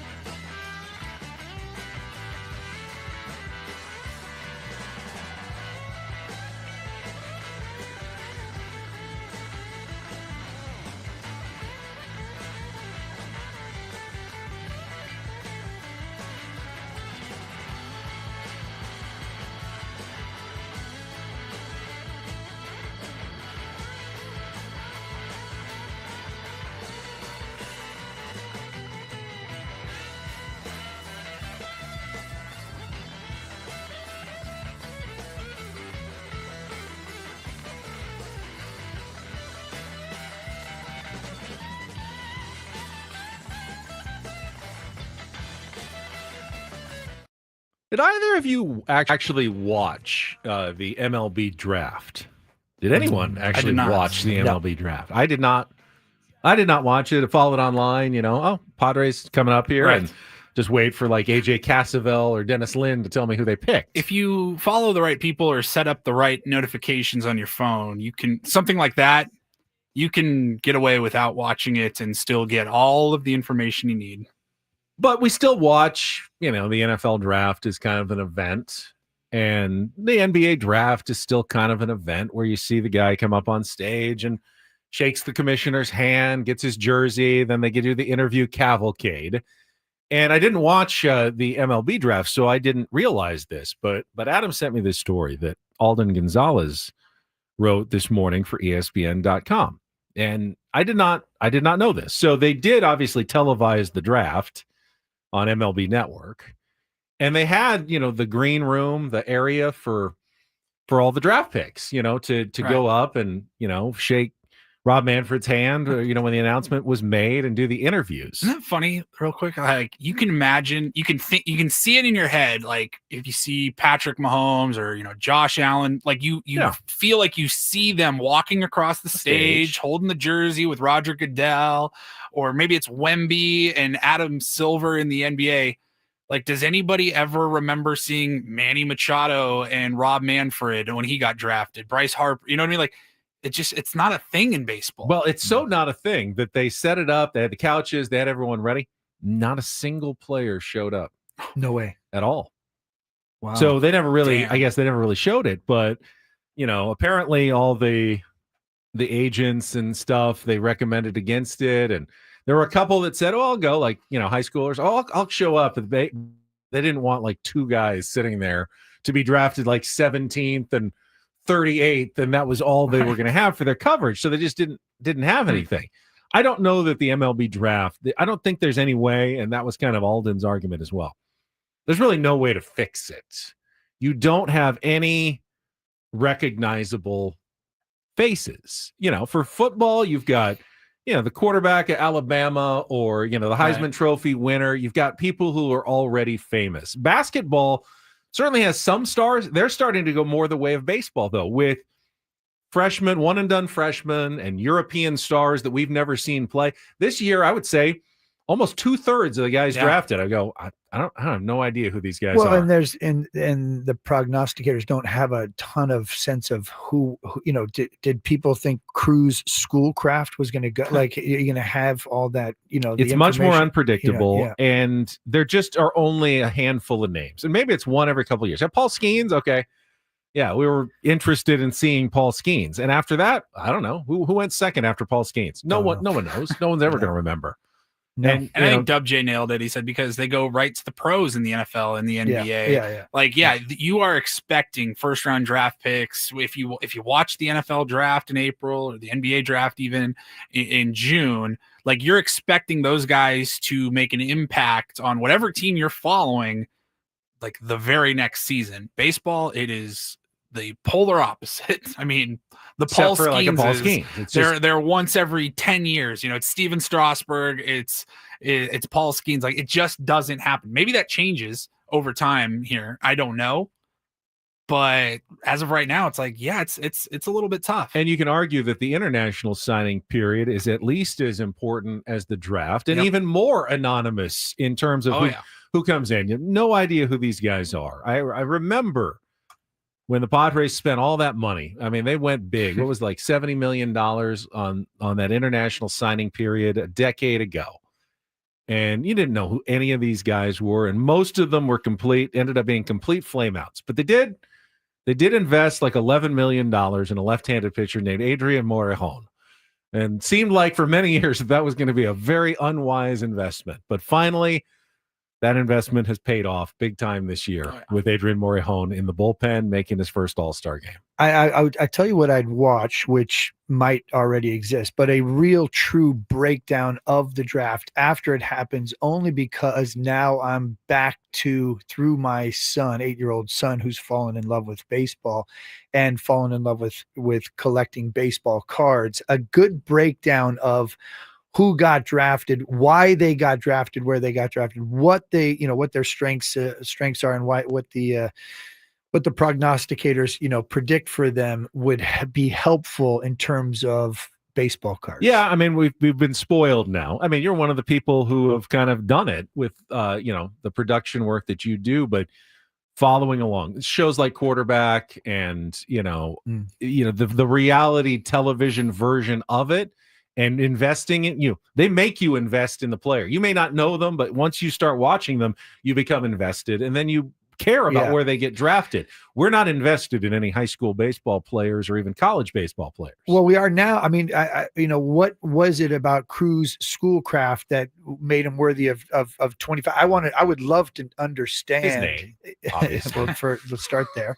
His size. He's a hitter and a pitcher, but I mean, I would love to hear from AJ and or the group of scouts who got together to say this is our guy and a good understanding. Well, I'm glad you would like to hear from AJ and his group of scouts, because joining us tomorrow on Friar Friday will be Chris Kemp. That's what I'm talking who's going to join us. Who was in charge of he's AJ's draft guy, director of what's his official title? Do you know what Chris Kemp's official title? His official title. I like to think of him as Tier 1 Chris Kemp. Right. Cool guy, enjoys the show, and he is AJ's draft guy. He's right there with AJ making the big decisions on draft day. He will tell us about Cruz Schoolcraft, some of the other picks, and the strategy, signing all those guys, and he will join us tomorrow. Director of International Scouting, I think is what he's currently. He's in charge of the draft. The team that AJ, by the way, I understand that not only has AJ got an incredible team around him, but he knows every single member of his team. Like his ability, I think, when they signed Jackson Merrill to name all the different people that went into the scouting, Every and scout that had ever seen him and play. he just rattled them. I was like, this is why we believe in and trust AJ Preller. I mean, this is not just a figurehead. I love it. All right, before we get to the Roundel Report, it is time to give away those tickets. We got 2 more tickets for Rick Springfield. I Want My 80s Tour at Front Wave Arena in Oceanside on August 3rd. Let's do the fourth caller right now at 833-288-0973.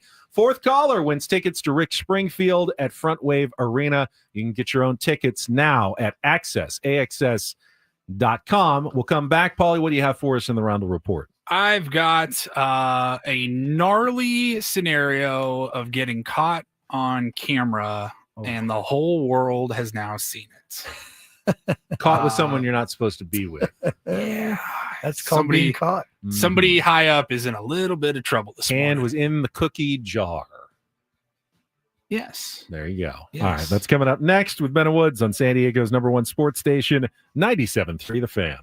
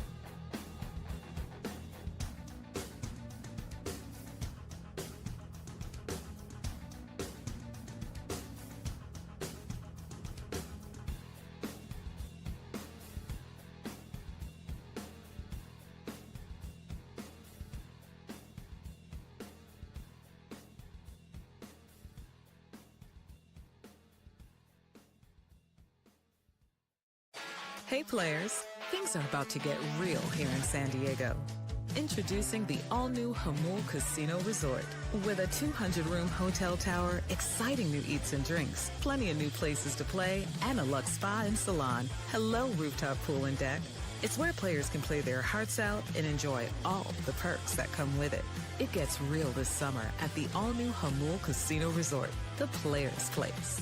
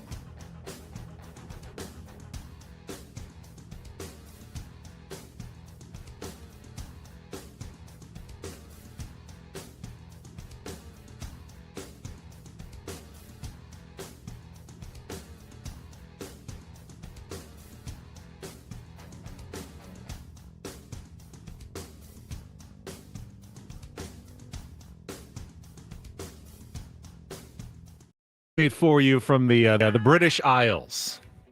One Guinness consumed by Stephen Woods. Just got a picture of him. He has made it to a pub in Manchester.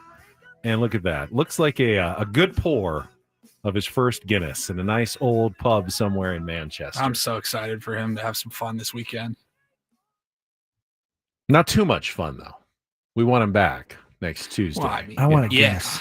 You want a Guinness? Yeah, I want you've Guinness. You've consumed. I only drink Guinness in Ireland, though, to be honest with you. So is it really? I mean, Woods was talking about this. That the story I've never been. So the stories are it's just much better there for some reason. Yeah, it's a lot of reasons, but it's the temperature and then the lines.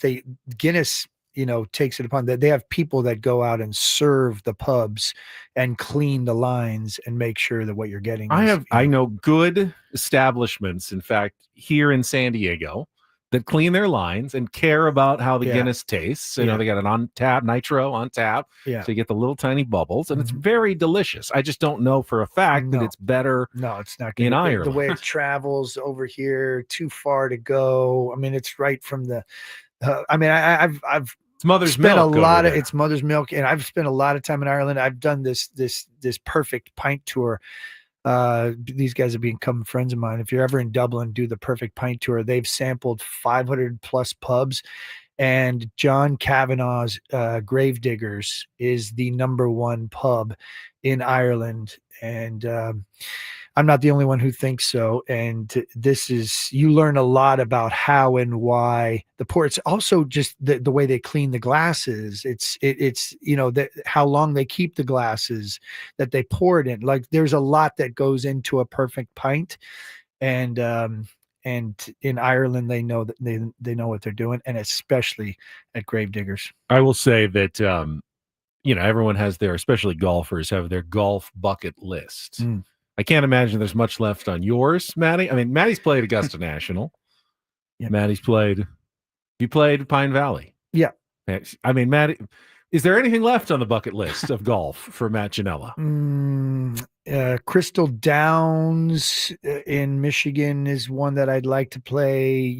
I've been very fortunate to feel like Royal Melbourne. I've played it. See, I mean, yeah. You could take the list of top 100 courses in the world, and you probably, maybe as much as anyone in the world, has hit that list, which is incredible to me. I've been invited, but haven't been able to say yes to Shinnecock is one it's on my list. Cyprus, play, of course. Yeah. NorCal guy. Yeah, beautiful. Okay, I'm back to amazing. being jealous of that, Janella. Old Course St. Andrews is my number one though. Just don't drink the Guinness in Scotland. You got to go over to Ireland. As I was going to say, I got my bucket list, but unlike most people, I'd actually, if I go over there, I'd rather go to Ireland than Scotland. I think. Oh, without question. Yeah, I mean, the people of Ireland are very happy to be Irish. They are and they celebrate with you. They're going to make the golf is comparable. I mean, obviously Old Course separates itself, but the golf is comparable. There is nothing like the Irish, and they make sure they give you that warm welcome. There's songs in the pubs. They reestablished their republic. They're celebrating. I mean, I love the Irish. I love the fact that the Irish love being Irish. And ultimately, I'm a Higgins. So yeah, I'm a Clare man too. I got Bolin. I've tracked down my family lineage. I found the land that my great grandfather used to farm. I found the old, I walked out there and saw the rubble that was the house he used to live in. There will be one day I take a one-way flight to Ireland. And he doesn't come back. Yeah. All right, we got a few minutes left. Paulie's going to get to the Roundel Report headlines right after traffic here on 97.3 The Fan. From the 855 Get Ross Traffic Center, protecting San Diego after accidents or injury, here's Kelly Danek. Guys, wrapping up our morning drive with a few problems here. Now, looks like we've got a possible encampment fire. Southbound 805, East 54, connector smoke visible from the right shoulder.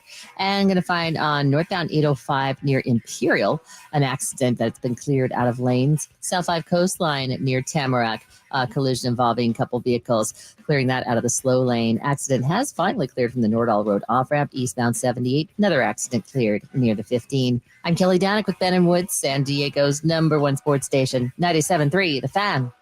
And get things started here with our today's edition of the Roundel Report. Now tuned into the greatest. Welcome to the Reindl Report with Paul Reindl. Hi, Paul. All right. 2 stories from the world of sports that we haven't gotten to yet. We'll start off in Major League Baseball. And 1 story that you didn't know you needed. Are you laughing, biatch? It's the Reindl Report. Hey, Paul, how you doing? Okay, how are you? On 97.3 The Fan. Are you ready to bless the mood? I need some help, please. That was good. Can I get a oh yeah? All right. All right. Let's It's get Happy right to it. Thursday. Yeah, let's dive right into it here. Got time for a couple of stories from you. Earlier in the week, we were talking about the media, the presentation of the All-Star game, and we had a lot of thoughts on Pat McAfee, who was out there at the Home Run Derby. And when you're one of the highest paid guys on ESPN, if it's an ESPN broadcast, even if it's baseball, they're going to say, let's throw the football guy. I think Fox Sports is trying to at least emulate the ESPN model. Whether you like it or not is besides the point, because Fox Sports this week cut a lot of employees, they cut a lot of shows, and they're changing their programming.